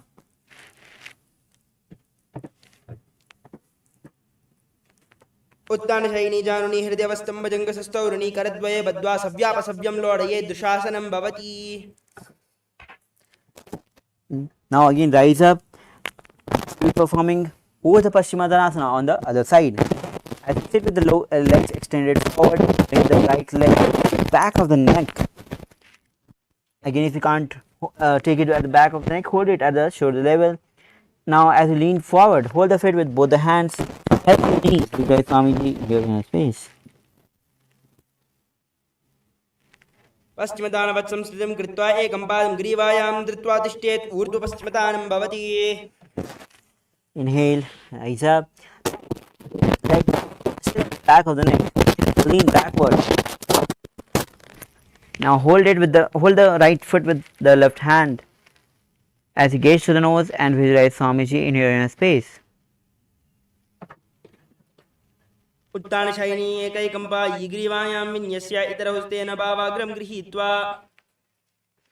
Now as you rotate on your left side,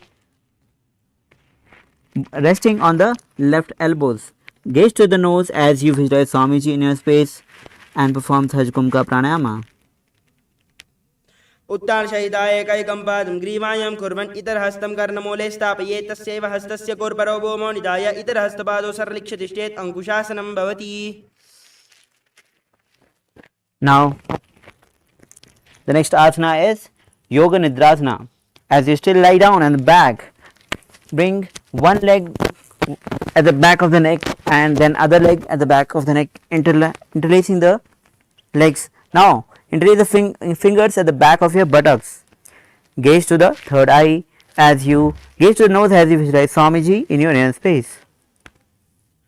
पादाभ्यां वेष्टयेत् कण्ठं हस्ताभ्यां पृष्ठबन्धनं तन्मध्ये शयनं कुर्यात् योगनिद्रा सुखप्रदा. Now the next asana is Atmaramasana. As you're still lying down and legs on the top of the shoulder, interlace the fingers at the back of your neck. Gaze to the nose as you visualize Lord Vishnu in your inner space. Atmaram आसन प्रथम सुदो सोवे. Now the next asana is Kochikasana. As you lie down and bring the knees to the chest, hands straight on the side at the shoulder level. Now soles of the feet raised up, facing towards the sky. Gaze to the nose, visualize Swamiji in your inner space.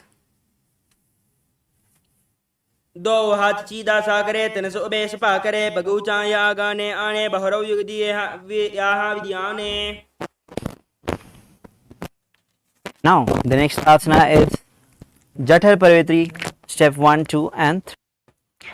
Now as you lie down on the back, bring the knees to the chest and hands straight on the sides at the shoulder level. This is the neutral position. We will be coming back after performing the 3 steps. Now the first step is one leg straight and bend the other leg on the side. Step 2, bring the straight leg and bend it on the top of the bent leg. Step 3, straighten both the legs, hold it with the hand and twist on the opposite side, gazing to the opposite side. Now come back to the neutral position. We'll be repeating step 1, 2 and 3 on the other side. As you extend the right leg straight and place the left leg bent on the side. Step 2, bring the right leg bent on the top of the left leg. 3, straighten both the legs and hold one leg one.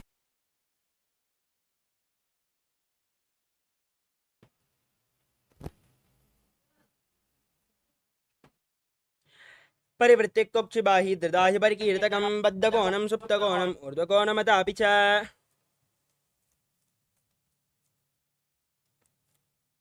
The next asana is Dviparapitam. As you lay on your back, place your feet flat on the ground and raise your knees. Hold on to your ankles with your hands and then push your hips up. Lock your throat in Jalandhara Bandha. As you breathe in Mudra Kumbhaka, gaze to your nose and visualize yourself as sturdy as a bridge.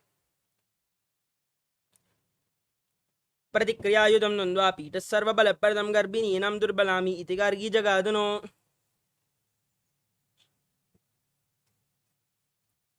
The next asana is Paryankasanam. Laying on your back with your feet flat, bring your hands over top of the respective shoulders. Place your hands on the ground with the fingers pointing towards your feet. Then lift your entire body off the mat. Walk your hands closer towards your feet as you visualize yourself as sturdy as stone furniture and breathe calmly through your nose in Sahadra Kumbhaka. उत्तानशयनं हस्ततलाभ्यां भूमिम् अवष्टभ्यपादतलाभ्यां भूमिं धृत्वा नाभिप्रदेशमूर्ध्वं कुर्यात् पर्यङ्कासनं भवति. Next up is Shvottanasana.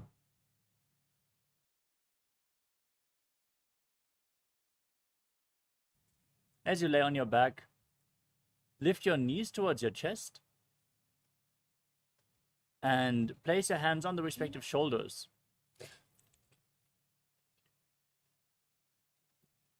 Rotate your hips in a circular motion and visualize yourself as a dog playfully rolling around on its back.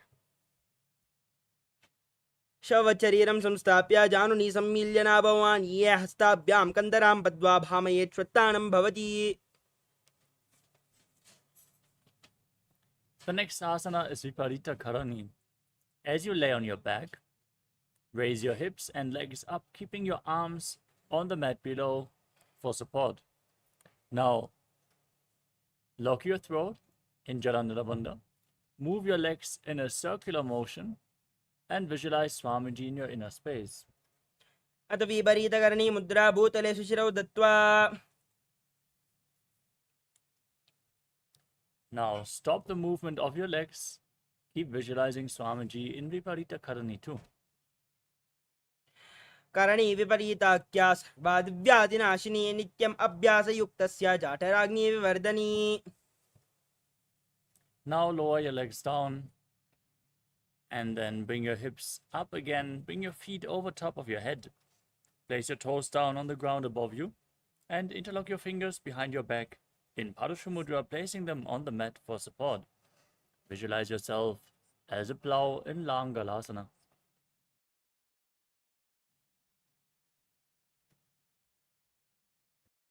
ग्रीवाकण्डेन भूमिं विस्तम्भ पादाग्रद्वयम् ऊर्ध्वम् उन्नयेत् नरकासनं भवति. The next asana is Shaita Paschimottanasana. From the same position, now hold on to your feet above your head. Keep your arms and legs straight. Breathe in Mocha Kumbhaka with Jalandhara Bandha and Mula Bandha engaged. This is one of the 84 asanas revealed directly by Lord Paramashiva himself.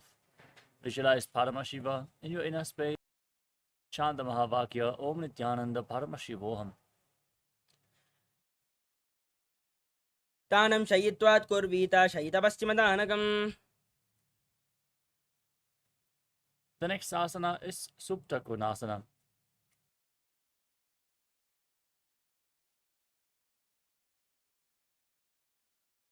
Now, as you lay on your back, with your legs over top of your head, hold onto your feet, bring your hips above the shoulder level, and then open your legs wide.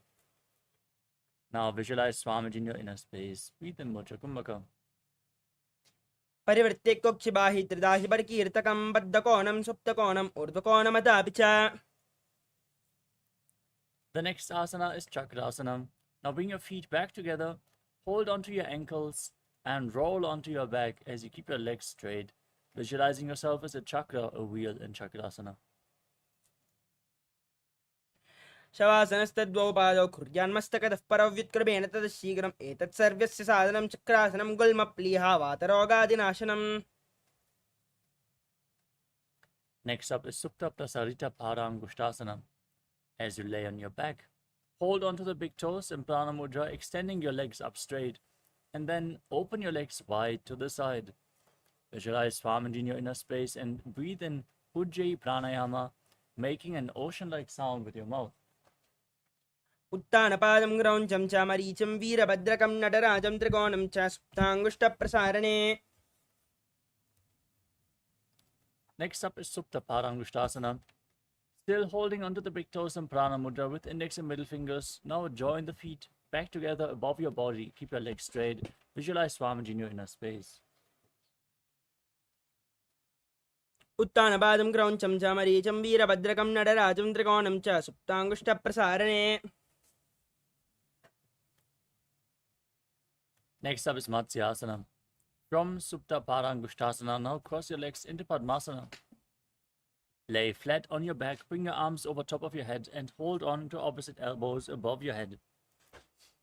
Gaze to the tip of your nose and visualize Matsya, the fish avatar of Lord Vishnu.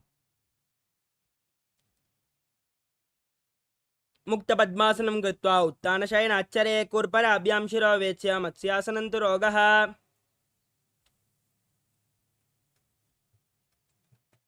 From Matsyasana, now place the backside of the right hand on top of the left palm above your head.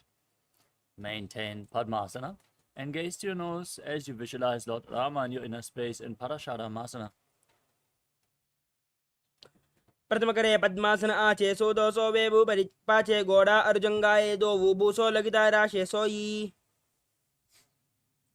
Next up is Sarvangasana. As you lay on your back with the legs in Padmasana, now raise your legs and hips up. Bring your hands to the lower back for support with your elbows on the ground. Gaze to the tip of your nose and visualize Swamiji in your inner space. अथवा क्षेत्र संक्षेपात् सर्वांगासनमुत्तमं यत्कृत्वा योगनिबनो विद्याभिः पण्डितो यदा अधो निधाय शीर्षा च ऊर्ध्वपादद्वयं चरेत्. Next up is Vrishchikasana. As you lay on your back, place one foot onto the opposite thigh and pull the opposite knee towards your chest. Extend your arms up above your head and hook your fingers forward as you gaze to your third eye and visualize yourself as a scorpion. Now place the other foot on the opposite thigh. Repeat Vrishchikasana on the other side. प्रथमशयन सूदो शीशकेशकी संधि सुदाके.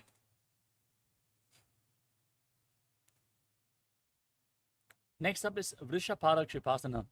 Now interlock your fingers behind your head and lay flat on your back as you lift both the legs up off the ground and alternate pulling them in towards your chest, back and forth, without placing the feet back down on the ground.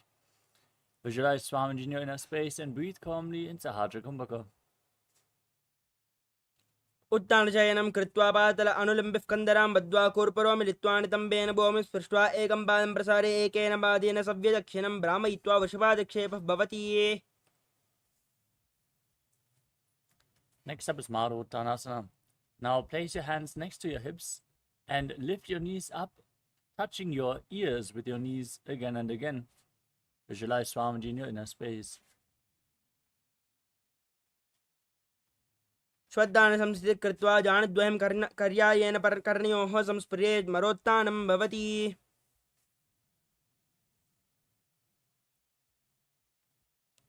The next asana is Vrikasana. As you lay on your back, place your feet flat and stand up and lay back down again and again, visualizing yourself as a wolf. अथ उत्तानशयनं पातलाभ्यां भूमिं दत्त्वा उत्तिष्ठेत् वृकासनं भवति. Next up is Lutasana. As you lay on your back, kick your legs up and roll over completely, again and again. Visualize Swamiji in your inner space and finally finish in a prone position. उत्तानशयनं पादौ शिरौ लङ्गौ भूमौ स्थापयित्वा निब्जं भूयाति निब्जं शयनं वृष्टिं भूमौ निधाय पुनः पुनः पर्ययेन कर्तव्यं लुतासनं भवति.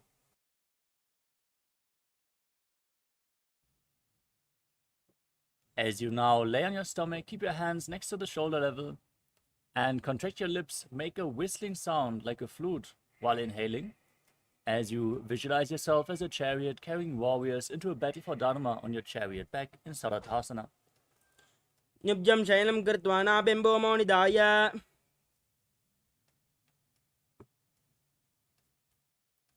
From Sarathasana, now push your hands into the ground, lift your body up into a plank position, and jump your hands in between the feet, your feet in between the hands back and forth, as you visualize yourself transcend body and mind in Dehalyulanganasana.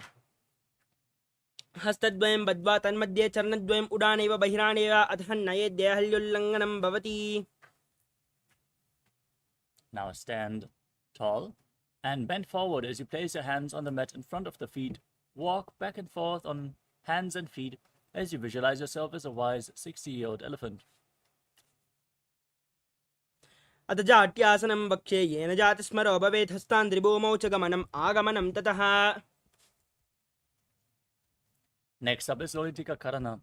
Now stand on the mat, heels touching, toes slightly pointed outwards, as you raise your arms to the shoulder level and rotate your arms around the body. Lean back and open up your chest, moving your head in all directions.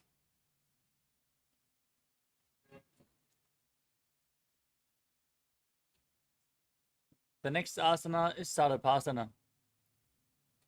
As you stand tall on the mat, tie your feet with a rope if you have one available. Now keep your arms close to the body, elbows at the waist, hands on the thighs. Gaze with eyes wide open in Shambhavi Mudra. And visualize your Kundalini Devi is raising, curling upwards around your body in Sarapasana. अथ सर्पासनं वक्षे वायुपानाय केवलं शरीरं दण्डवत्तिष्ठेत् रज्जुबद्धस्तु पादयो या वै कूडली देवी कूडलाकारमङ्गुले.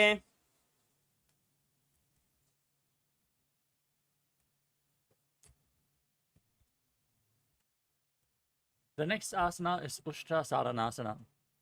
As you stand on the mat, lean forward and down and hold on to your feet from the front.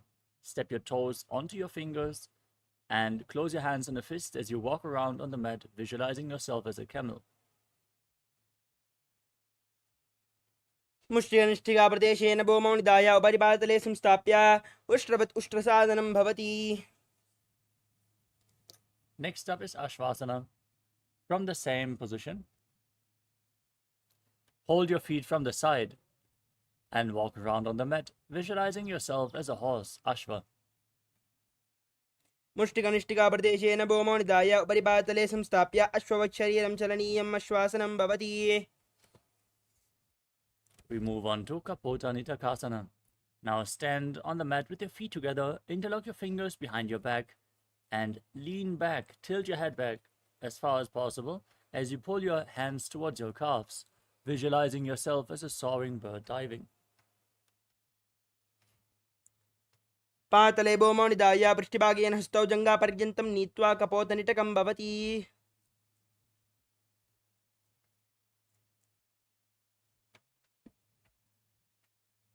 Next up is Tala Pushpa Putam Karana. Now stand with your heels together, toes pointing outwards and the knees slightly bent. Join your hands in Namaskara Mudra in front of the heart center and bow down to one side. Open up your palms and raise the respective heel. Repeat this movement on both sides and visualize yourself holding a bouquet of flowers and offering it to Paramashiva. नुजासर्दमासनं कृत्वा पातलाभ्यो भूमिम् अवष्टभ्य उत्तिष्ठेत् खड्गासनं भवति. Next up is Khadgasana. As you stand on the mat, visualize yourself as a rhinoceros. Gaze to the tip of your nose and then lay down on your stomach. Jump your feet to the hand, stand back up and join your hands in Namaskara Mudra, symbolizing the horn of the rhinoceros. नुजासर्दमासनं कृत्वा पातलाभ्यो भूमिम् अवष्टभ्य उत्तिष्ठेत् खड्गासनं भवति. Next up is the Uttanottanam. As you stand on the mat, sit down all the way or as low as you can and stand back up again and again as you hold weights if you want to intensify this asana. Gaze to your nose and visualize Swamiji. पुनः पुनः उत्थातव्यम् आसितव्यम् इति उत्थानोत्थानं भवति. Next up is Musalasana. As you stand straight, raise your arms up above your head and jump repeatedly, visualizing yourself as a mace. सरलं स्थित्वा ऊर्ध्वं बाहुनयेत् वारं वारम् उड्डानं कुर्यात्. Next up is Utshirshakasana. Now pull one foot towards your chest and sit down and stand back up with the opposite leg, alternating on both sides as you gaze towards your nose and visualize Swamiji in your inner space. हस्तद्वयेन धृत्वा तिष्ठेत्. Next up is Parshva Karana. As you stand on one leg with the standing foot pointing slightly outwards and the knees bent, pull the opposite knee against your chest and circle the leg with your arm while you keep the hand in a fist as you place the other hand on the respective thigh with the fingers pointing inwards. एकेन पादेन स्थातव्यं ताण्डवासनं भवति.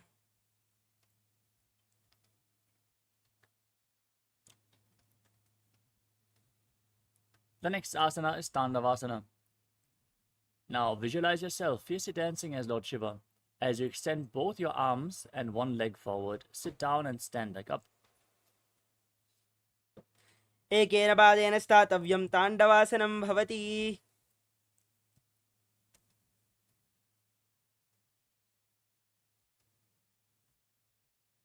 Next up is Brahmanasana. Now raise the left foot to the inner opposite thigh. Keep your hands relaxed by the knees as you visualize Lord Brahma blessing you from within. ब्राह्मणासनमावक्ष्ये यत् कृत्वात् ब्राह्मणो भवेत्. Next up is Garudasana 3. As you stand on the right leg, lift the left foot over and around the right knee and tuck the left toes behind. Bring the left arm below the right and join your hands in Namaskara Mudra as you visualize yourself as Lord Garuda. उत्तानकूर्मपीठं च संहस्गारुडमेव च वातायनं गोमुखं च भारद्वाजं त्रिविक्रमम्.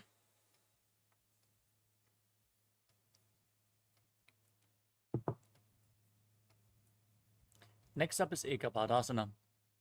Now place the left foot on the right thigh, stand erect, one-legged. As you visualize Swamiji in your inner space and breathe calmly in Sahadra Kumbhaka. दक्षाग्रं वामपादस्य जङ्घोपरिनिधाय च. Next up is Dhruvasana, the pole star posture. Now hold on to the left big toe.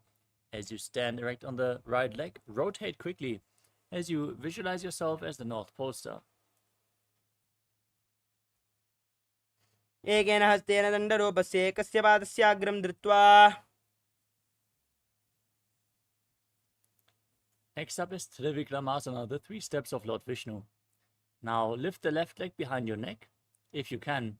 Otherwise, you can pull the leg against your chest or cross it over your opposite leg. Then stand erect, sit down, and stand back up as you visualize Lord Vishnu blessing you from within. ग्रीवायां पादं संस्थाप्य स्थातव्यम् उत्थातव्यं त्रिविक्रमासनं भवति. Now repeat Parshvajanukarana on the other side.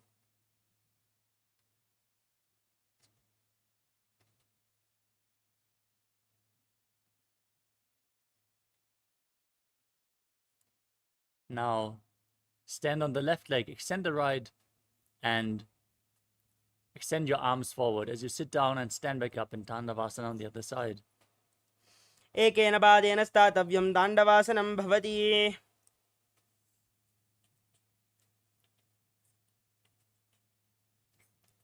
Now place the right foot at the inner opposite thigh in Brahmanasana on the other side. ब्राह्मणासनमावक्ष्ये यत् कृत्वात् ब्राह्मणो भवेत्. Now intertwine your arms and legs. Bring the right leg over the left knee and cross your arms as well as you visualize yourself as Lord Garuda in Garudasana 3 on the other side.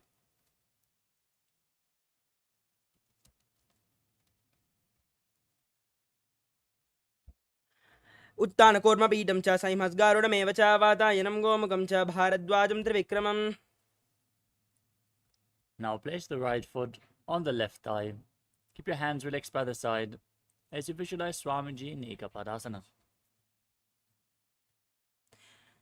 दक्षाग्रं वामपादस्य जङ्घोपरिनिधाय च. Now perform Dhruvasana, the poster posture on the other side. Hold on to the right big toe as you rotate quickly on the standing leg. एकेन हस्तेन दण्डरूपस्य एकस्य पादस्याग्रं धृत्वा. Now bring the right foot behind your neck. Sit down and stand back up in Trivikramasana as you visualize Lord Vishnu blessing you from within. एकेन हस्तेन दण्डरूपस्य एकस्य पादस्याग्रं धृत्वा. Next up is Samanakakarana. Now stand erect on the mat like a rod. Keep your heels together, the hands slightly extended away from the body with the fingers pointing one by one in this natural posture. Relax from all the intense asanas that we just performed as you get ready to enter the final 100 asanas of the sequence, starting off with Gorak Anjali Asana. Now squat down and bring your hands between the thighs and calves as you interlock the fingers in Parusha Mudra. Squat down all the way and bring the finger lock towards your navel. Visualize the great sage Goraknath, founder of the Natha Yoga Hindu Sampradaya. As you perform Jivachala Kumbhaka, inhale all the way and hold your breath, moving the retained prana up, down, left, right, and through the limbs of your body by the force of your will.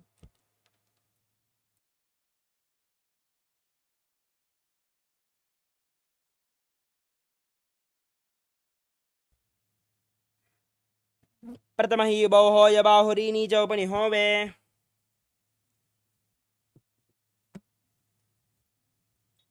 Next up is Kanji Asana. Now, interlock your fingers behind your buttocks as you squat down all the way. Visualize Swamiji in your inner space and perform the Mudra Bandha.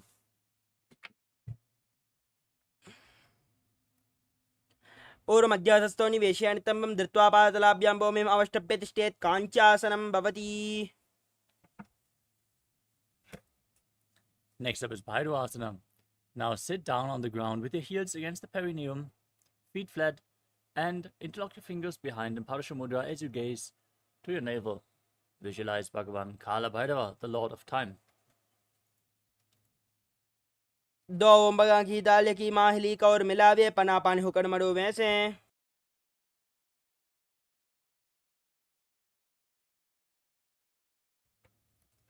The next asana is Varahasana. As you squat down, feet flat, raise your hands behind your head, joined in Anjali Mudra with the fingers pointing down, keeping your elbows close to your head. As you gaze to the tip of the nose, visualize yourself as Varaha, the boar avatar of Lord Vishnu. पगतली की माहली का और मिलावे पना पानी होकर बैसे. Next up is Prapitasana. Now hold on to the big toes in Prana Mudra as you raise your hips to the same level as your knees. Keep your arms straight and visualize Swamiji in your inner space. अदुत्तान आसनानि पार्श्वद्वये सम्मिल्य स्थित्वानि तम्बं जानप्रदेश आनीये तिष्ठेत् प्रप्यासनं भवति. Next up is Bakasana. Now place your hands flat on the ground and place your knees onto your arms towards your armpits. Lean forward, find balance, and then lift your legs off the ground as you visualize yourself as a crane, as a crow. हस्ताभ्याम् अमरिममष्टम्ब जानद्वयं नाभौ सम्मिल्य जङ्घूरी संस्थाप्य तिष्ठेत् बकासनं भवति. The next asana is Sushtanga Kapali Asana. With your hands flat on the ground, the knees on your arms, place your head on the mat and then lift your legs up and then cross them into Padmasana. Gaze at the tip of your nose. Visualize Swamiji, breathe in Jiva Chala Kumbhaka, move your prana up and down within your body. आसन गौगुण कपाल आचौ होई. Gently lower your body down. Come to a kneeling posture. Keep your heels outside the hips with the toes touching behind your butt in Guptasana. Fix your gaze on the tip of your nose in Shambhavi Mudra as you visualize that you are sitting in the secret seat with Paramashiva and Guru in Guptasana. जानर्वोरन्तरे पादौ कृत्वा पादौ च गोपयेत् पादौ परीक्ष संस्थाप्य घोरं गुप्तासनं विदुः. The next asana is Vrikshasana too. Now place your hands flat on the ground and raise your legs up into a handstand. Lean against the wall for support if needed or ask a partner to aid you in the performance of this asana to purify all your 7 chakras as you visualize yourself as a tree with deep roots growing into the ground and breathing calmly through your nose in Sahadra Kumbhaka. सप्तचक्रक्षालनाय वक्षासन विशेषकान् जानेन्द्रिय समाध्याय कोणभेदान् समाभ्यसेत्. Now maintain the handstand and join your hands and feet closer together. Gaze up towards your third eye and visualize Tejas energy flowing towards your third eye, rejuvenating your body and bringing divine radiance to your being in Shivasana. दो bug जोई माही गुल्प मिलाए उबौ होय जो हाथ संपूव करे. Now place your hands flat on the mat and step your feet back into a plank position as you lower your body down and push it back up again and again, visualizing yourself as a fish in Matsyasana too. निब्जं शयनं कूर्परो पार्श्वभागायां मृड्वा कृत्य हस्तलाभ्यां मोमिम् अवष्टभ्य वारं वारम् उड्डानं कुर्यात् मत्स्यासनं भवति. Next up is Sadapasana too. Now lay down on your stomach and place your hands on the hips. Raise your chest and move it from left to right. Move and visualize your body like a snake Breathe in Sahasrara Kumbhaka. निभ्यं शयनं कृत्वा हस्तौ नितम्बं संस्थाप्य पादोदीकृत्य सम्मील्य उरसगन्तव्यं सर्पासनं भवति. Now place your elbows on the ground in front of you. Join your hands in Padma Mudra, the lotus mudra. As you join your thumbs and little fingers, then rest your chin on your hands. Point your toes backwards. Keep the feet flat as you feel self-supported and completely independent in Niralambanasana. कराभ्यां पङ्कजं कृत्वा तिष्ठेत्कूर्परया सुधीमुखमुन्नमनुच्चायि निरालम्बनमासनम्. Next up is Chaturasana. Now place your hands flat on the ground and bend your knees to raise your feet up. Then straighten your arms, push your upper back towards your feet as you tilt your head back and visualize yourself as an umbrella protecting your guru from the sun rays. अर्ध्यासनवस्थित्वा हस्तदलाभ्यां भूमिम् अवष्टभ्यमुन्नया चत्रासनं भवति. Next up is Vajrasana. Now sit on your heels with the feet flat in a kneeling posture. As you extend your arms forward, place your palms and your forehead on the ground. Gaze towards the tip of your nose and visualize yourself as Vajra, the weapon of Indra, symbolizing your indestructibility. इदानीं गर्भिणीनां योगाभ्यासो यथा लगो सुखप्रसवलाभाय प्रोच्यते प्राक्तने पति. Next up is Meshasana. With your hands flat on the ground, raise your hips up and alternate striking the ground with your hands as you visualize yourself as powerful as a ram. गजासनसंस्थौ एकैकं पादं पुरोमार्गेण भ्रामयित्वा कर्तव्यम्. Next up is Ajasana. From Gajasana, with your hands on the ground and your hips raised, raise your legs up and slowly lower your forehead down towards the ground as you visualize yourself as unborn, existing for all eternity. गजासनसंस्थौ पादद्वयं ममतराले कृत्य मस्तकेन भूमिं स्पृष्ट्वा अजासनं भवति. Now sit in a kneeling posture. On your heels, hold onto the big toes and pull them against your perineum. Then place your hands on the knees. Gaze to your nose in Shambhavi Mudra. Visualize Swamiji and breathe in Ujjayi Pranayama. Make an ocean-like sound with your mouth in Dhanantarasana. पौरभविधिपरिहाता की काकसी से उपनाशरा मौड़ी बगा की अंगुली अग्रिमेरु लगावे. Next up is the Angamottanam. In this position, interlock your fingers in front of your body and move them left, right, up, down in all directions, giving massage to various different joints and muscles of your body. Then interlock the fingers behind and repeat the movement behind you as well, as you visualize Swamiji in your inner space. हस्ते और अंगुलिर्बद्ध्वा हस्ते और मध्यात् सर्वम् अमङ्गं निक्षित्य तिष्ठेत् अंगमोत्तनम्. The next asana is Garudasana form. As you sit in Vajrasana, with your perineum on top of your heels, keep the feet pointing outward, toes pointing to the side, as you visualize yourself as Lord Garuda flying Lord Vishnu and Lakshmi on his back. जङ्गोरभ्यां दरां पीड्यस्तिर्कयोद्जानुनो जानुपरिक्करद्वन्द्वा गरुडासनमुच्यते. The next asana is Ananda Mandirasana. As you sit with your feet pointing backwards, the knees opened wide on top of your ankles, hold onto your ankles with your hands and place the front of your buttocks on the ground. Gaze up towards your third eye, visualize yourself residing in the blissful space of a temple and breathe in Ujjayi Pranayama. अथ वक्षे वीरनाथ आनन्दमन्दिरासनं यत्कृत्वा अमरो धीरो भवत्येवेह साधकः.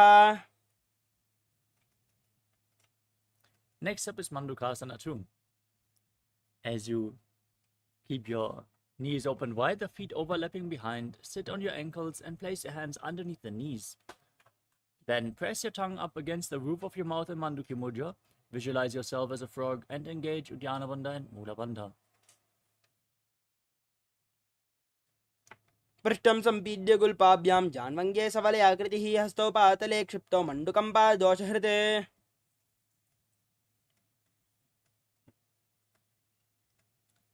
The next asana is Narasimhasana. Now tuck your toes sit on the raised heels and place your hands flat on the ground with the thumbs touching. Now, stick your tongue out, gaze at the tip of your nose, and exhale forcefully again and again as you visualize Narasimha, the lion man avatar of Lord Vishnu. दो बना पानी होय वैसे AD Mailer गुड़ानी वैसे सुम शरीर नीका डहरावे नाजा अग्र दृष्टि कोल्याबे. Next up is Vishlakasana. From the same posture, now cover your mouth with your hands. Bring your thumbs underneath the teeth and close your mouth as you inhale through the right nostril and exhale through your mouth in Vishlaka Pranayama. Gaze at the tip of your nose and visualize yourself as Devi, victorious over all your fears. दो बगा की AD जोई गाड़ा फनम वामन पुनि होई. Next up is Makarasana. Now sit with the top of the feet flat on the mat, on your heels, knees open wide. Raise your elbows and bring your hands towards your armpits as you imitate yourself as a monkey scratching itself. Now visualize yourself as a playful monkey as you gaze to your third eye. दो बगदले संबुड आने तिनके पिष्टि भूमि परिटाने मूल द्वार एडियां वरल्यावे मूड़ा हाथ ऊंचा ठहरावे.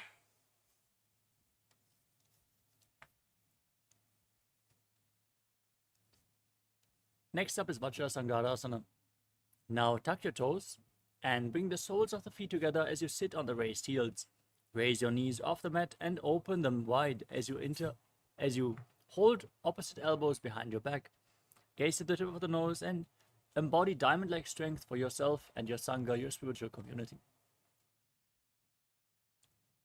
परदमना पानी होय वैसे ए दो एडी गुड़ानी वैसे गोड़ा उबारा के तीरा आड़े वाई पसारे दीरा.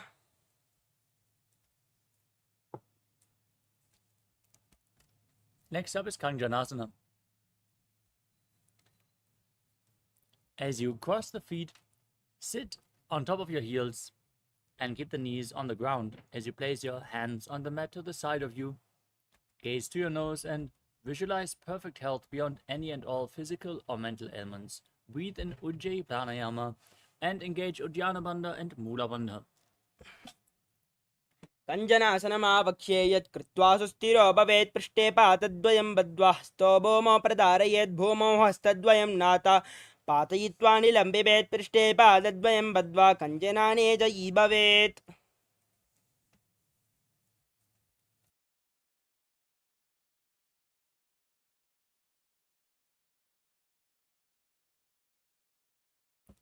The next asana is Kurmasana. As you keep the feet overlapping and sit on your heels, place your hands on the respective knees. Gaze to the tip of the nose in Shambhavi Mudra and make your upper back and neck stiff like the shell of a turtle as you visualize yourself as a turtle with a stable body and mind to live for centuries. गुल्बोज वृषणस्यादो विक्रमेण समाहितौ ऋजुकाय शिरो ग्रीवं कूर्मासनमिति ईरितम्.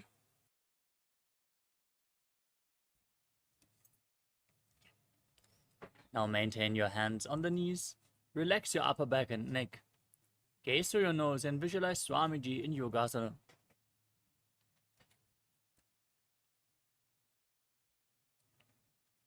गुल्बोज वृषणस्यादो विक्रमेण समाहितौ ऋजुकाय शिरो ग्रीवं कूर्मासनमिति ईरितम्. Next up is Vijogasana.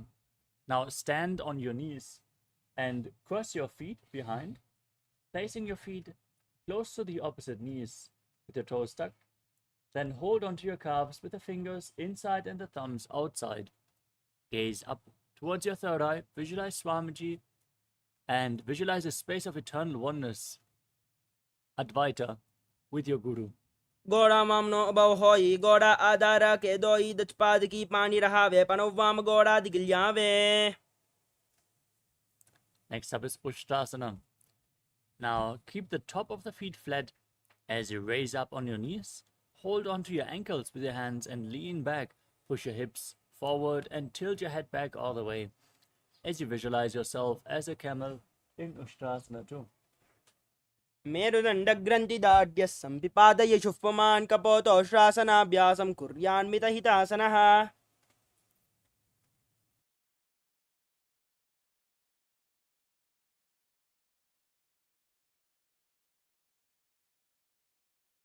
Next up is Jatyasana 2.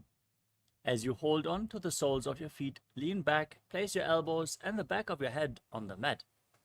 Gaze at the tip of your nose and visualize yourself as a lotus blooming.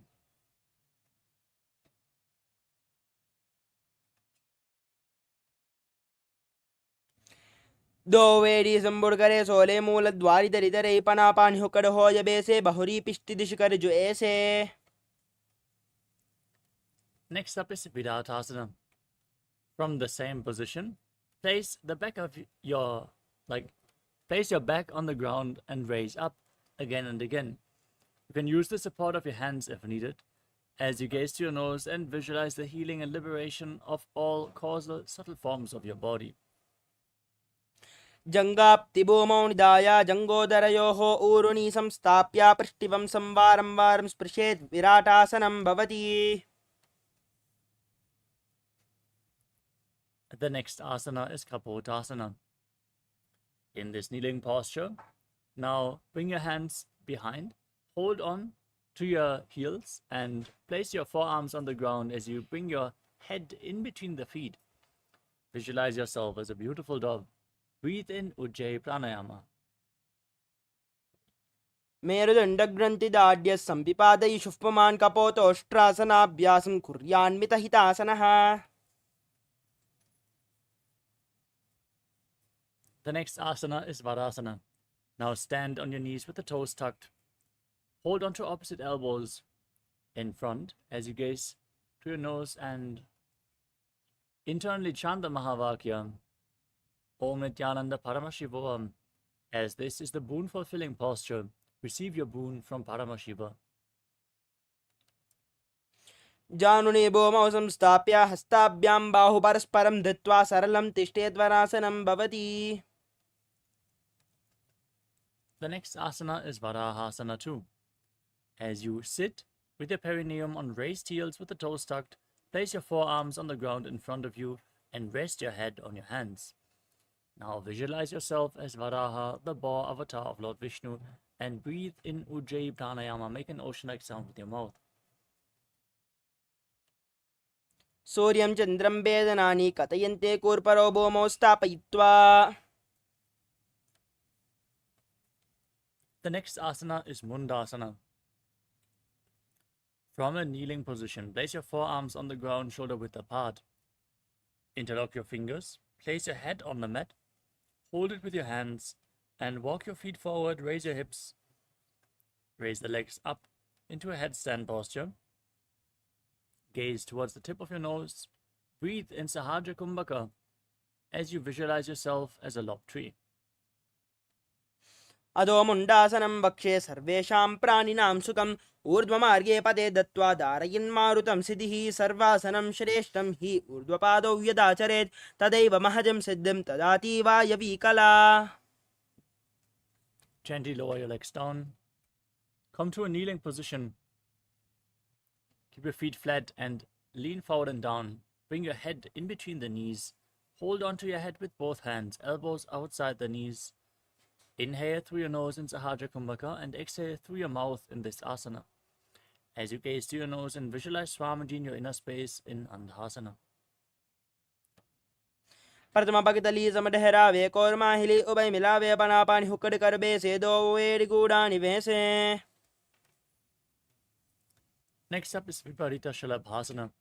Now lay down on your stomach and bring your hands above your head. Hold on to weights if you want to intensify this asana. As you raise your legs, arms and chest off the mat and hold, visualizing yourself as a locust. शलभासन भेदाश्च नतबेरुण्ड नामके गन्धबेरुण्ड शयिते शीर्षदण्डासनं तथा. Next up is Kapalasana, the skull posture. Now bring your hands next to the hips with the palms facing down. Place your forehead on the mat and raise your legs up as you visualize a skull representing the mind with purified thoughts and the strong will to attain enlightenment. कपालं भूमौ निधाय ऊर्ध्वं बाहुदौ नयेत् कपालासनं भवति. Next up is Akasha Kapotasana. As you keep your hands next to the hips, raise your hips and legs up. Bring your feet in front of your head as you try to touch the ground with the toes as you visualize yourself as a free and open dove.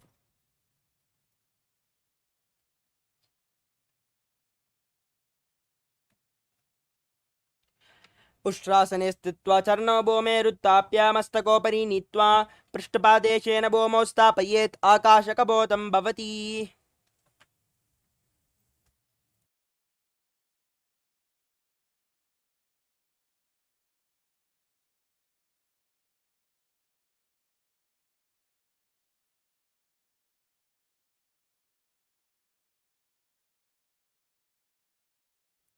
The next asana is Chatakasana.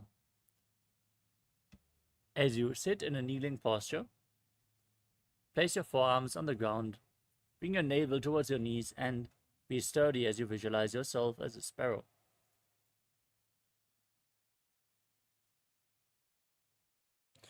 कोर्परापर्यन्तौ हस्तौ धरामवष्टभ्यजानुनीनाभो सङ्कुच्य तिष्ठेतं चटकासनं भवति.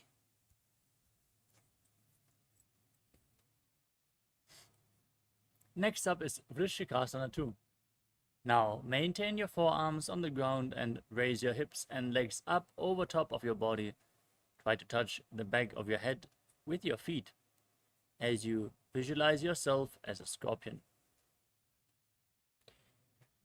व्यश्चैव पुच्छः प्रतिमाङ्घ्रिपार्ष्णे धृत्वा सुशीर्षे चुबुकं विदार्यकौ यत्रेति सन्तिष्ठति साधकस्त्वं विशावहं वृश्चिकसंज्ञमासनम्. Next up is Vrishasana, the bull posture. Now, sit in a kneeling posture and place your perineum onto the right heel as you bring the left foot outside the hip with the toes pointing to the side.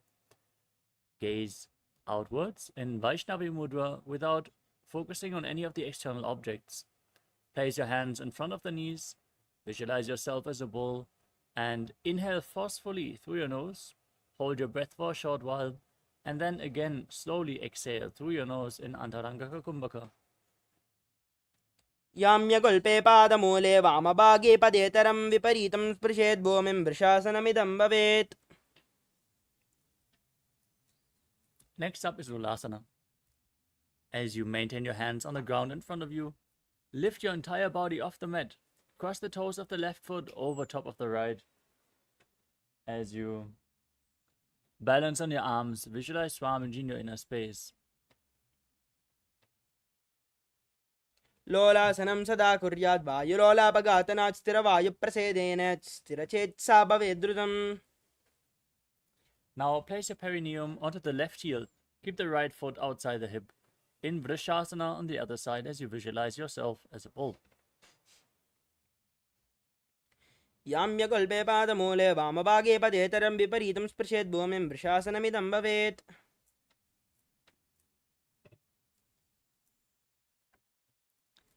The next asana is Balagunasana. Now tuck the toes of the left foot and sit on the raised left heel. Place the right foot flat, keep your hands on the knees, and visualize Balagunahai, one of the 84 siddhas in your inner space. आसनगौगणजलविकारजायी.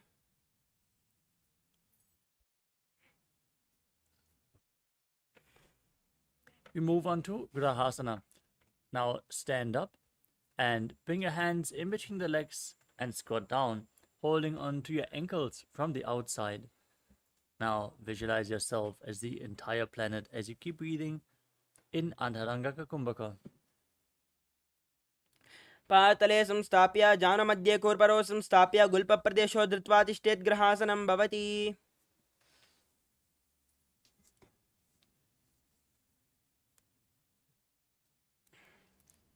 Now tuck the right toes and sit on the raised right heel as you repeat Balagunasana on the other side. आसनगौगणजलविकारजायी.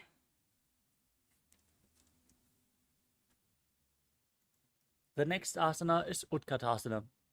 Now, tuck the toes of both feet and sit on the raised heels as you raise your knees off the ground and place your hands on top of the knees. Hold onto weights If you want to intensify this asana, gaze outwards without focusing on any external objects. Visualize Swamiji in your inner space. Perform the Mula Bandha. Yujasvijosti yata urdajanu yatrasane. Next up is Vajrasangarasana 2.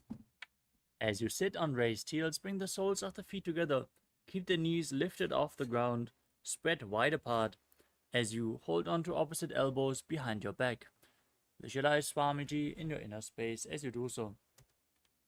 Pradamapanapani hoya jese do eri goda nivese goda ubara ke diya ade vai pasade dira.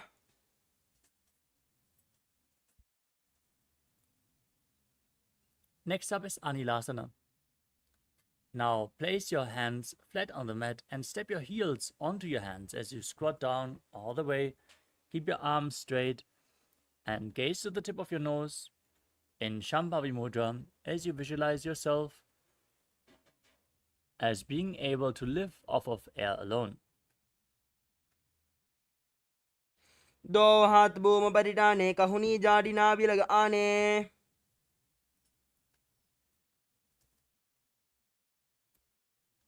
Next up is Padukasana.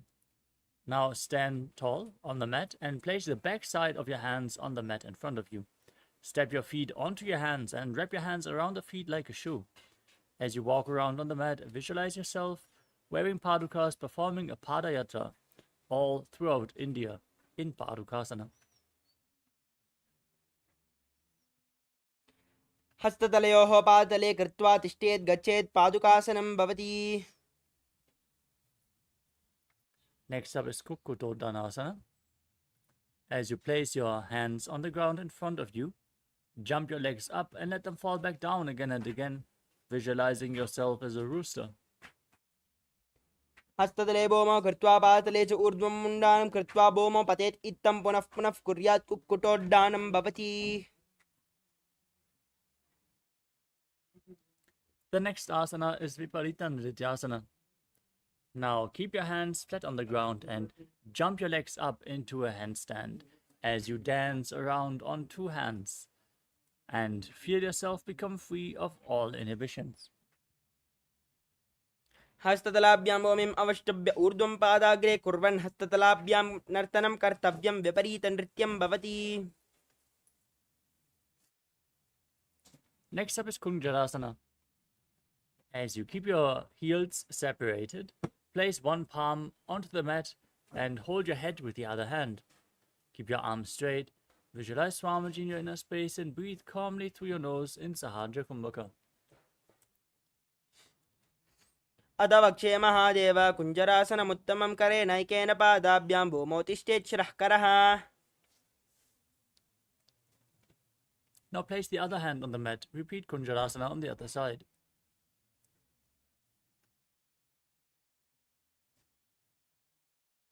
Adavakshe Mahadeva Kunjarasanam uttamam kare naikena padabhyam bhumotishtet shrah karaha.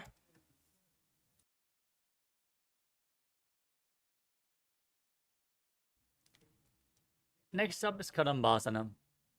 As you squat down all the way, hold on to your ankles, and then raise your feet off the mat and visualize yourself as a Kadamba tree, a pious tree that promotes a long life. Parshnibhyam bomim avashtabya hastadvayena gulpau dhritva tishtet kadamba bhavati.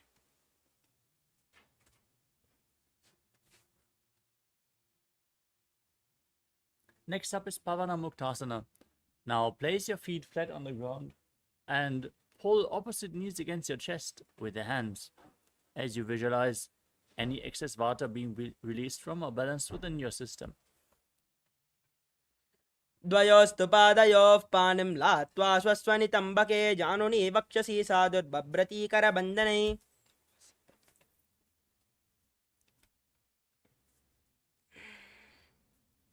The next asana is Chakorasana. Now bring the left leg behind your neck and keep the other leg extended forward. Place your hands on the ground beside you and then lift your entire body off the mat as you gaze up towards your third eye and visualize yourself as a powerful source of energy. द्वयोस्तु पादयोः पानं लात्वा स्वस्वनितम्बके. Now keep the right leg extended. Hold on to the respective big toes with your hands in prana mudra. And pull the left leg against your ear as you visualize yourself as a bow. Breathe calmly into Sahadra Kumbhaka in Dhanurasana 2. पादाङ्गुष्ठौ पाणिभ्यां गृहीत्वा शरणावधि धनुराकर्षकाकृष्टं धनुरासनमीरितम्. Next up is Ashtavakrasana. Now bring the left leg over top of the left shoulder and hook the right foot over top of the left. Now extend the legs out to the side, lean forward, find balance, lift your entire body off the mat and balance on your arms as you visualize yourself as a flying crane. वासिष्ठमदकौण्डिन्यं मूर्धकुक्कुटमेव च अष्टावक्रमतोत्थानं मयूरं सेतुबन्धनम्. Next up is Pranasana. Now place the right foot on the left thigh and keep the left foot flat as you keep the left knee raised. Bring your left shoulder underneath the raised knee and push the right knee to the mat. Fix your gaze on the third eye in Shambhavi Mudra as you visualize you are immortal and able to live off of air alone.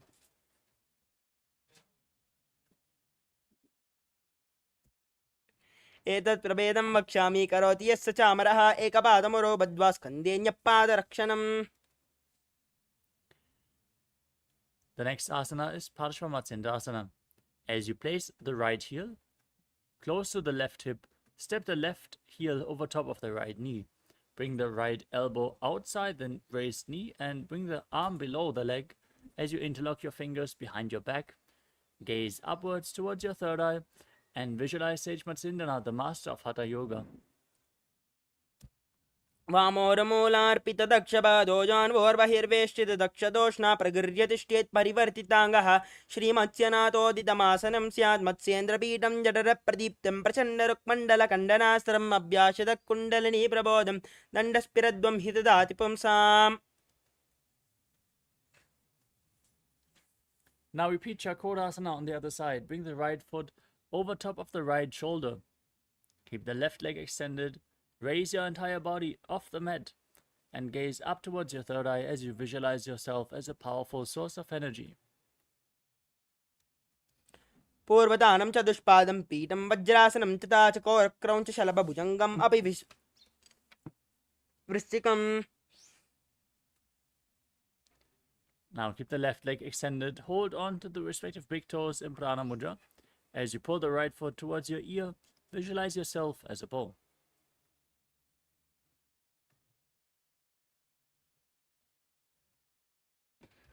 पादाङ्गुष्ठौ पाणिभ्यां गृहीत्वा श्रवणावधि धनुराकर्षकाकृष्टं धनुरासनमीरितम्. Now repeat Ashtavakrasana on the other side. Now bring the right leg over the right shoulder, the left foot over top of the right. Extend the legs to the side as you push your arms in the ground, balance and lean forward. Visualize yourself as a flying crane. वासिष्ठमदकौण्डिन्यं मूर्धकुक्कुटमेव च अष्टावक्रमतोत्थानं मयूरं सेतुबन्धनम्. Next up is Pranasana on the other side. Now bring the left foot on the right thigh, the right shoulder beneath the raised knee. Press the left knee down, gaze to your third eye and visualize you are immortal and able to exist solely on prana. एतत् प्रभेदं वक्ष्यामि करोति यस्य चामरः एकपादमुरो बद्ध्वा स्कन्धेऽन्यपादरक्षणम्. Next up is Parshvamatsindasana on the other side. Now bring the left heel close to the right hip. Step the right foot over the left knee. Bring your arm below. Twist your spine and hold on to opposite hands behind your back as you gaze to your third eye and visualize Sage Matsindana, the master of Hatha Yoga. वामोरमूलार्पितदक्षपादोजान्वोर्बहिर्वेष्टितदक्षदोष्णा प्रगृह्यतिष्ठेत् परिवर्तिताङ्गः श्रीमत्स्यनाथोदितमासनं स्यात् मत्स्येन्द्रपीठं जठरप्रदीप्तं प्रचण्डरुक्मण्डलकण्डनास्त्रम् अभ्यासितकुण्डलिनी प्रबोधं दण्डस्फिरद्वं हि ददाति पुंसाम्.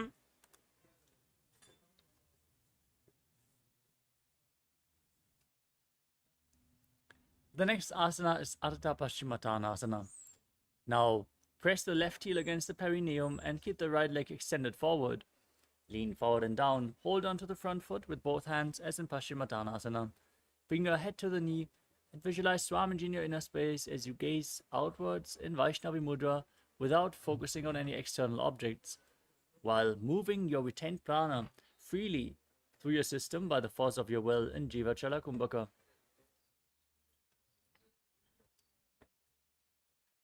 एकं पादं प्रसार्य एकं पादस्य पार्श्विना अश्विनी सम्पीड्य हस्तद्वयेन प्रसारितपादाङ्गुष्ठं धृत्वा. Next up is Kranchasana.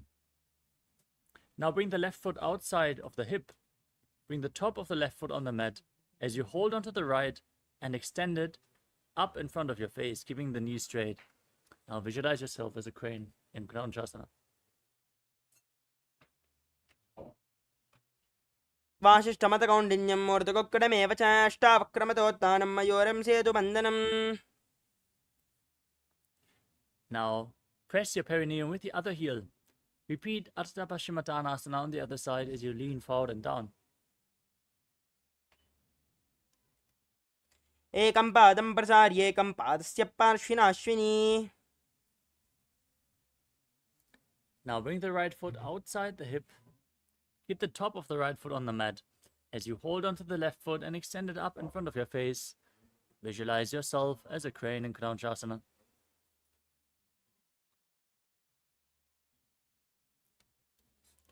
वाशिष्ठमतकौण्डिन्यं मूर्धकोक्कडमेव च अष्टावक्रमतोत्थानं मयूरं सेतुबन्धनम्. उत्थानपादं क्रौञ्चं च मरीचिं वीरभद्रकं नटराजं त्रिकोणं च सुप्ताङ्गुष्ठप्रसारणे.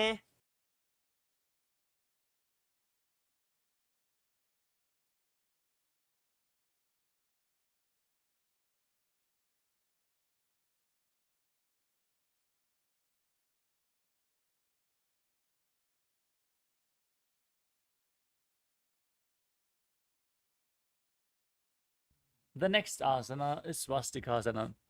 Now sit with your feet in between the thighs and calves in a cross-legged position. Fix your gaze on the tip of your nose in Shambhavi Mudra with your eyes open wide, unblinking, actually gazing within eternally. Now visualize, embody peace, well-being, good fortune and prosperity as you visualize a swastika in Swastikasana. जानर्वोरन्तरे सम्यक् कृत्वा पातले उभेर्जुकाय समासीन स्वस्तिकं तत्प्रचक्षते. Next up is Gorakshasana. Now maintain the same posture with your feet in between the thighs and calves, but cover your heels with your hands. Gaze to the tip of the nose, lock your throat to the chest, and contract the perineal floor in Jalandhara Bandha and Mula Bandha. Visualize the great sage Goraknath, the founder of the Natha Yoga Hindu Sampradaya, in Gorakshasana. जानर्वोरन्तरे पादौ उत्थानौ व्यक्तसंस्थौ गुल्पौ चाच्याद्यहस्ताभ्यां तानाभ्यां प्रयत्नतः. Next up is Bhagasana 2. Now place the left heel against the perineum and place the right foot onto the left thigh as you gaze up towards your third eye. Visualize Swamiji in your inner space and meditate on Arihanta, the enlightened one, as you get ready to enter Shanmukhi Mudra. Now inhale all the way. Close your mouth with little and ring fingers, the nostrils with the middle fingers, the eyes with your index fingers, and your ears with your thumbs. वामपार्श्वगुडं संस्थाप्य दक्षाग्रं वामजगणे. Next up is Yogasana 2. Now place your feet onto opposite knees and keep your hands next to your body on the mat with the palms facing upwards, the back of your hands on the mat. Gaze to the tip of your nose as you visualize Swamiji in your inner space and breathe in Kakachantra Kumbhaka. Roll up your tongue and stick it out without touching your teeth, and then inhale through the rolled up tongue and exhale through your nose as you perform the Mula Bandha in Yogasana 2. उत्तानौ चरणौ कृत्वा संस्थाप्योपरि जाननौ आसनोपरि संस्थाप्य चोत्तानं करयुग्मकम्. Next up is Urdhva Kukkutasana. Now rotate your hands at the side of your body. Place your palms on the mat. Keep your legs in Padmasana and lift your body up off the ground, balancing on your arms as you visualize yourself as a rooster. वासिष्ठमतकौण्डिन्यं मूर्धकोक्कुटमेव च अष्टावक्रमतोत्थानं मयूरं सेतुबन्धनम्. The next asana is Siddha Haratali Asana. Now bring your hands in between the legs. Place your palms on the ground without lifting your body up. Stay seated on the mat. Gaze to the tip of your nose. Visualize Swamiji in your inner space. And breathe in Kakachantra Kumbhaka. प्रथम पद्मासन को करे हस्त दो वो गोड़ासन दिदरे ube हथेली boob देरी राखे पोछा गोड़ासन दिमा हिदाके. The next asana is Hamsasana. As you push your hands into the ground and lift your entire body up in Padmasana. Fix your gaze on the nose and visualize yourself as an elegant swan. कुक्कुटासनस्थित्वा स्कन्दपर्यन्तम् ऊरुनि नीत्वा तिष्ठेत् हंसासनं भवति. Next up is Karmukasana. As you visualize yourself as Pinaka, Lord Shiva's bow, bring your hands in between the legs and push them behind your body. Lean forward and down, place your forehead on the ground, and interlock your fingers behind in Parusha Mudra. As you keep breathing in Kakachantra Kumbhaka and perform the Mula Bandha. प्रथम पद्मासन को करे गोड़ासन दिमा हिदरे. The next asana is Kurmasana too. As you sit in Padmasana, bring your hands in between the legs and bend your elbows to hold onto the respective shoulders with your hands. Now visualize yourself as a turtle having a stable body and mind to live for hundreds of years. बामी जंगबर दक्षिण पावा दहिनी जंगबर बामिल्यावे. Now, from the same posture, tuck your chin to the chest. In Jalandhara Bandha, gaze at the tip of your nose and rejoice, knowing you're sitting in Shiva's secret knot posture, Granthi Bhedasana.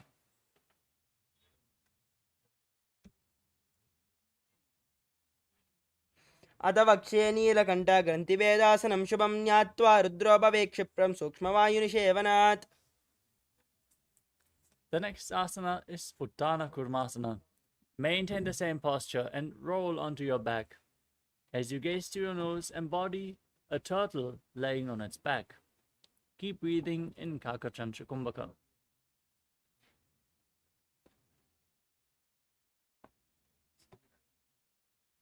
कुक्कुटासनबन्धस्थं कराभ्यां धृतकण्डनं पीठं कूर्मवदुत्थानम् एतम् उत्तानकूर्मकम्. Now, kick your legs back up if you can. Sit up in Padmasana. As you keep your hands in between the legs, place one palm on the mat and hold its wrist with the other hand. Then lift your body up on one arm, keeping it straight as you visualize yourself as a rooster in Pangu Kukkutasana. कुक्कुटासनच्चित्वा एकेन हस्तेन अन्यस्याम निबन्धं धृत्वा हस्ततलेन भूमिम् अवष्टभ्य तिष्ठेत् पङ्गकुक्कुटं भवति. Now place the other hand flat on the mat in between your legs. Hold its wrist, lift your body up as you repeat Pangu Kukkutasana on the other side.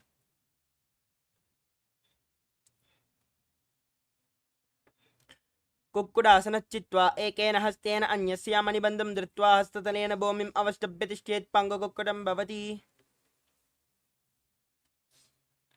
Next up is Gridrasana. Maintain Padmasana and place your elbows on your toes. Now interlock your fingers in Parasha Mudra and rest your chin on your hands, pressing your thumbs against your throat.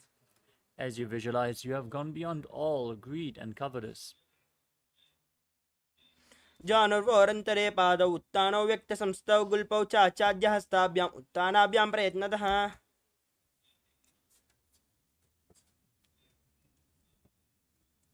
The next asana is Padmasana 3. As you sit in Padmasana, Place the backside of one hand onto the other. Keep your hands in your lap with the palms facing upwards. As you gaze to the tip of your nose, visualize Swamiji and engage all three bandhas. उत्तान उच्चारणौ विधाय विधिवत् शक्तिस्थितौ योगिरात्. The next asana is Padmasana 4. Now place your hands on the respective knees. Gaze to the tip of your nose and visualize Paramashiva in your inner space. As you perform the Muda Bandha, internally chant Om Nithyananda Paramashivoham. एतत् पद्मासनं कुर्यात् प्राणवायु प्रसिद्धे शुभासनं सदा ध्यायेत् पूरयित्वा पुनः पुनः. Next up is Karmukasana 2. Now maintain one hand on the respective knee and place the other hand around the respective big toe in Prana Mudra. Move the big toe round and round in a circular motion as you visualize yourself as Pinaka, Lord Shiva's bow. Then repeat the movement on the other side. अतान्यासनमावक्ष्य योगपूरकरक्षणात् कृत्वा पद्मासनं पाद अङ्गुष्ठजङ्घयोः स्थितम्.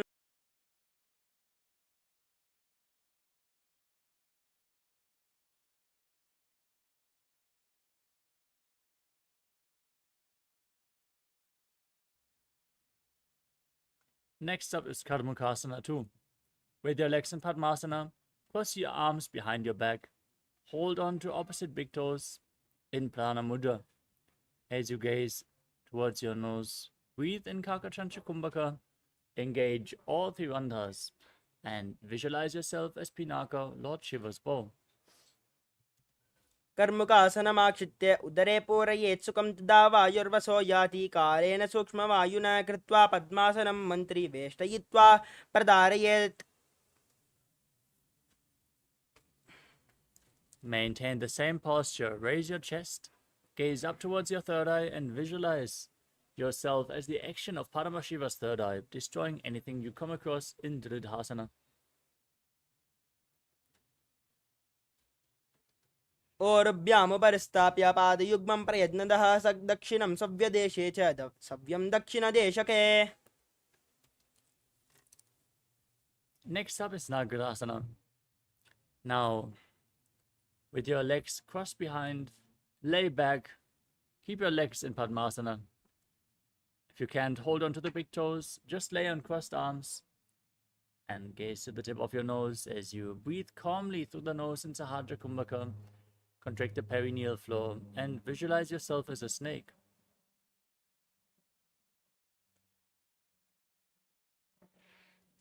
प्रथम पद्मासन कोटाने दो हाथ पाचाने आने पाद अंगूठा पकड़े आने सोवे कहुन्या कुल्या पानी. Now free your arms and legs. Pull your knees against your chest and circle your legs with your hands interlocked in Parashumudra. Squeeze your body into a ball as you bring your chin towards your knees. Breathe through your nose in Kandukasana. वेत्रासने स्थित्वा हस्तपादान् निष्कुष्य ऊर्ध्वं नयेत् पृष्ठवंशेन भूमिं पोतते कन्दुकासनं भवति. The next asana is Urdhva Pavanasana. As you lay on your back with your feet flat, interlock your fingers behind your head. Gaze towards your nose. Visualize Swamiji in your inner space.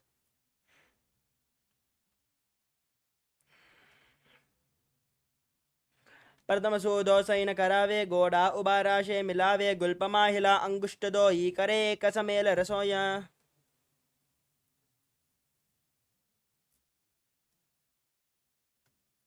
Now, as you lay on your back, with your feet flat, place upturned palms underneath your heels.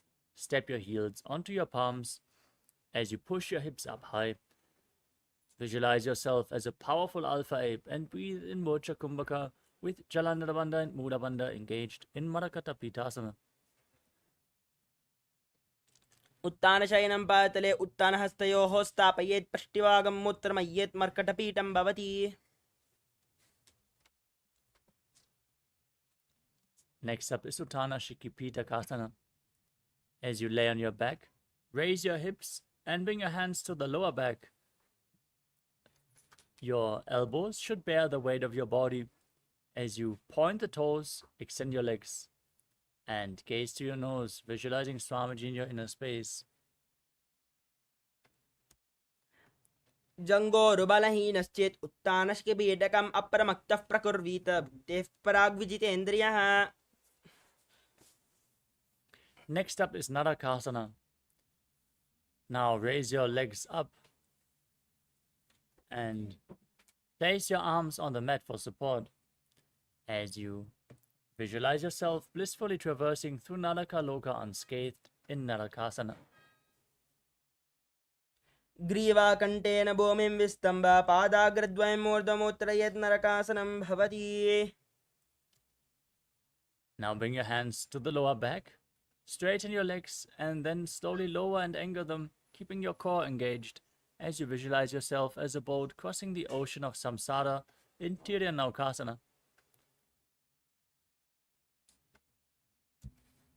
नौकावत् स्थित्वा ऊर्ध्वपादाग्रद्वयम् आम्नयेत् तिर्यन्नौकासनं भवति. Now bring your arms back to the mat. Keep your legs straight, sturdy like a flagpole, as you visualize yourself as the Kailasa flag, respected across all nations in Dvajasana.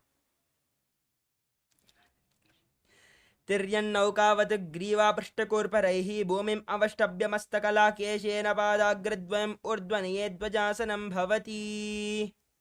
Now lower your entire body down to the mat.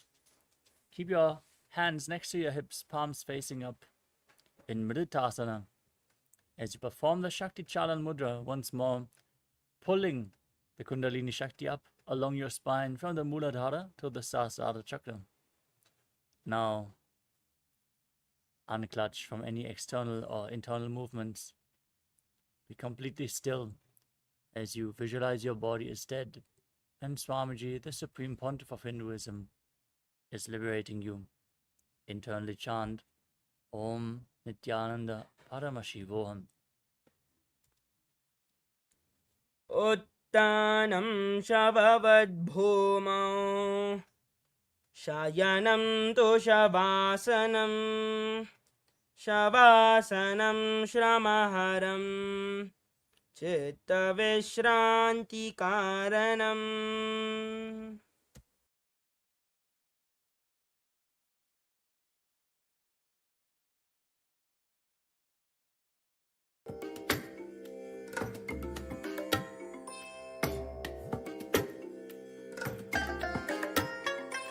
I bless you all.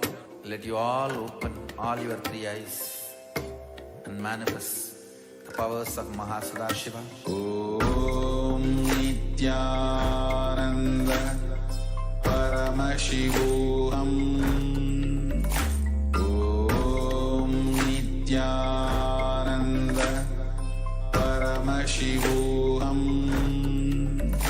Om Nithyananda Paramashivoham. Om Nithyananda Paramashivoham. Om Nithyananda Paramashivoham. Om Nithyananda Paramashivoham. Om Nithyananda Paramashivoham.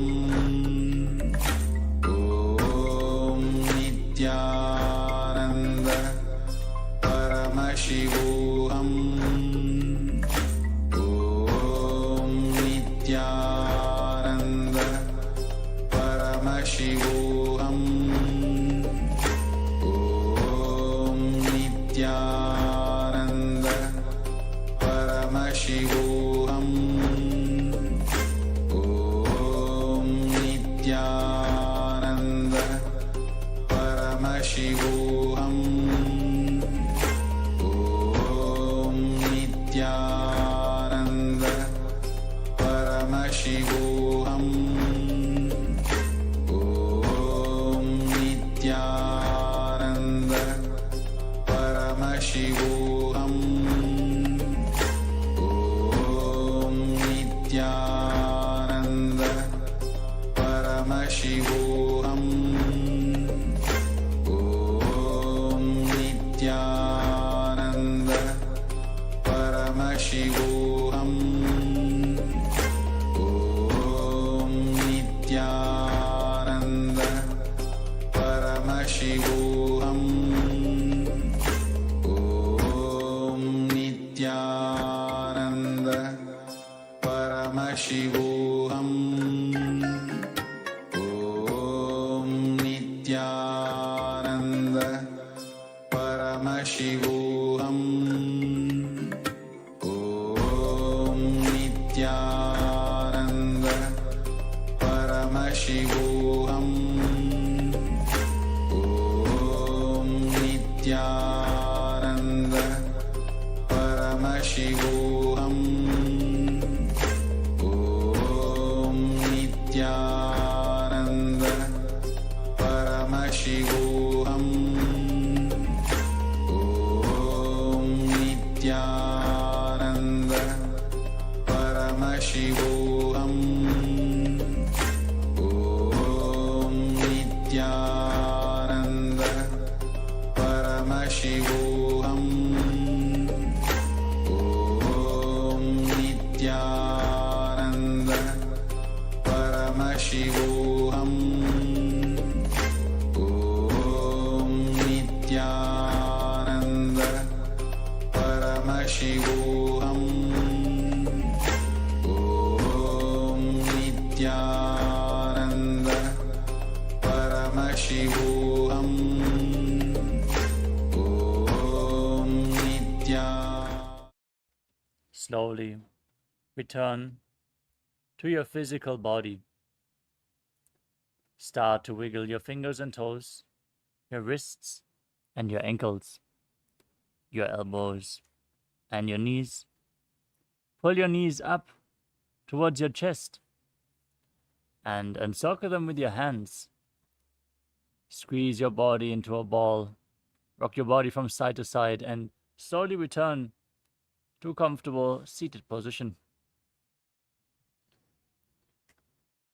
Congratulations, you completed the Dvidya Vinyasa Krama, all 308 asanas of the sequence. With this, we're going to conclude today's Nithyananda Yoga session and move on to the power manifestation. So stay tuned and manifest the Shaktis of Paramashiva. Now, sit straight with your head, neck and spine in a straight line. Join your hands in Namaskara Mudra in front of the chest. Close your eyes, take a deep breath. Visualize Swamiji as we chant the Purna Mantra. Om Purnamadav Purnamidam Purnat Purnamudachyate Purnasya Purnamadaya Purnameva Vashishyate. Om Shanti Shanti Shanti Hari Om Tat Sat. Sarvam Bhagavat Shri Nithyananda Paramashiva Padukar Panamastu. Om Nithyanandam. Nithyanandam, everyone.